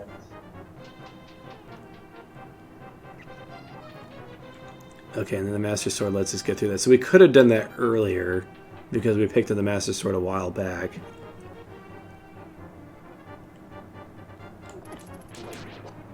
It's a good thing this isn't Link's Awakening, where they actually require you to have Pegasus boots to do jumps and stuff. I wonder, a Link's Awakening randomizer would actually be really interesting. I think the exit's this way.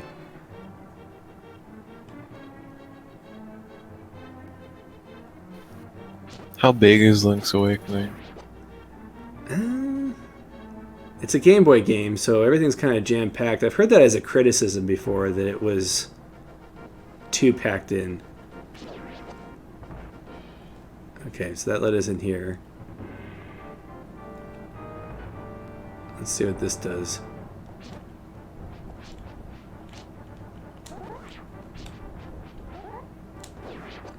Oh, I remember these guys. 4 swords. They were awful. Ouch. So is that why you haven't played this game? Traumatic. No. experience. Honestly, I just forget that this game exists. How can you forget How? that this game exists? Whoops. I mean, in general, I don't really, I enjoy Zelda games, but I don't really think about playing them ever. Man, Zelda's what started the adventure genre in general. Yeah, I should really get around to playing more of them. These enemy gauntlets. Not the most interesting.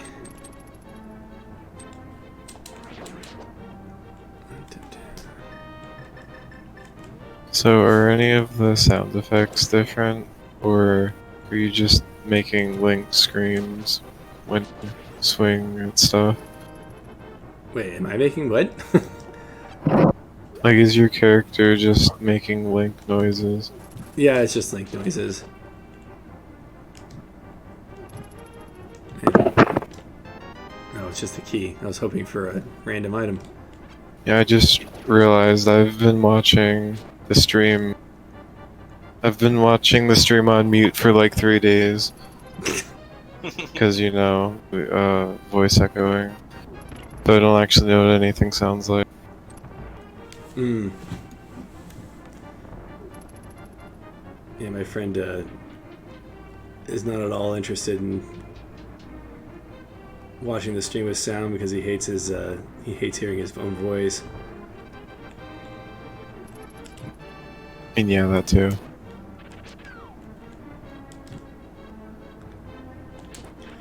That's something I've had to get over, is my own voice. There's like a psychology thing behind that. Like, most people don't like hearing their own voice. It's because it Doesn't bug sounds me. different. Yeah, it sounds different than when it's coming out of when you hear it yourself.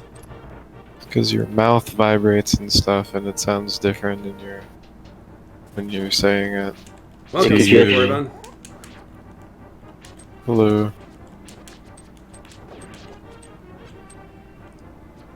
So imagine not liking hearing your own voice and then having to edit all of your coughs and ahems and breathing out for 10 minutes worth of sound.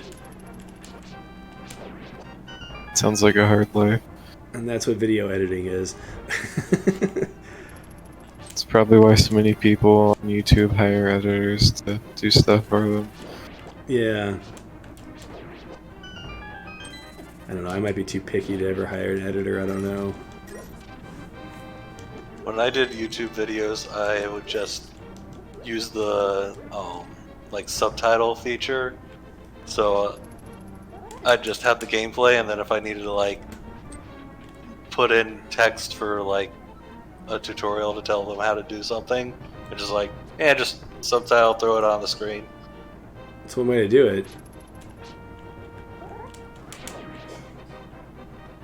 This is an interesting enemy gauntlet.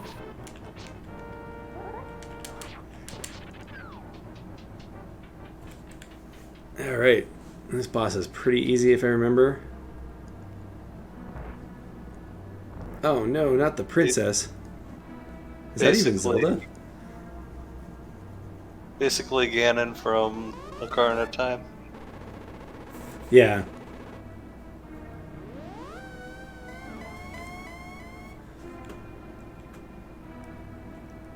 Where did he go? She's dead. She did. Yeah, let's not mess this up. If I remember correctly, he doesn't actually knock it back to you like they do in Ocarina of Time, though. The trick is that you can't swing those ones back. So, here's the thing. When you have boss patterns that you literally can't do anything, depending on what they do randomly. Yeah, so they could technically just spam that one attack forever. Right. But you could never win. Yeah. There needs to be some kind of variable that prevents them from doing it too many times in a row, I think, if you're going to have your boss be designed this way. I don't think most games have it truly random. Yeah, I kind of doubt it. It's truly random here. But it is really annoying when you're like, you know, trying to speed run the boss or whatever, and they keep doing the blue pattern every time. I'm actually interested to see how speedrunners handle this fight. If this is one of those points where they just have to get lucky. It does seem random here. What the? That was just. Probably have some way to just sequence break this part. That's probably Just not true. even do the fight at all. Yeah, that's true, actually. Problem with this fight is that once you have it memorized from 20 years ago, 1993 playing of this game, it's the easiest thing. I don't even know if I took damage. I don't think you did. Oh, spin. Hooray! Now the question is whether or not we have to go through that every single time, because it's actually time to end the stream. What'd that actually do? I think I'm going to go ahead and save state this time. Just to make sure we can come back here. Are you in the Shadow Realm now? Yeah, we're in the Shadow World now, which gives us access to a whole lot of other places. So that'll be helpful. Okay, so the pendants are located in those dungeons instead now. At least you can see which ones are which. Is the red one Zelda, so Zelda's in level 6 now? That has to be the case. Alright, so if I remember correctly, so you can go to these dungeons in kind of a different order, depending on what abilities you have unlocked. I think the one in the village you can go with anything. And number 2 is also like that, I think. But anyway, we'll go ahead and save state this, and we'll end here. We'll put this in slot 5.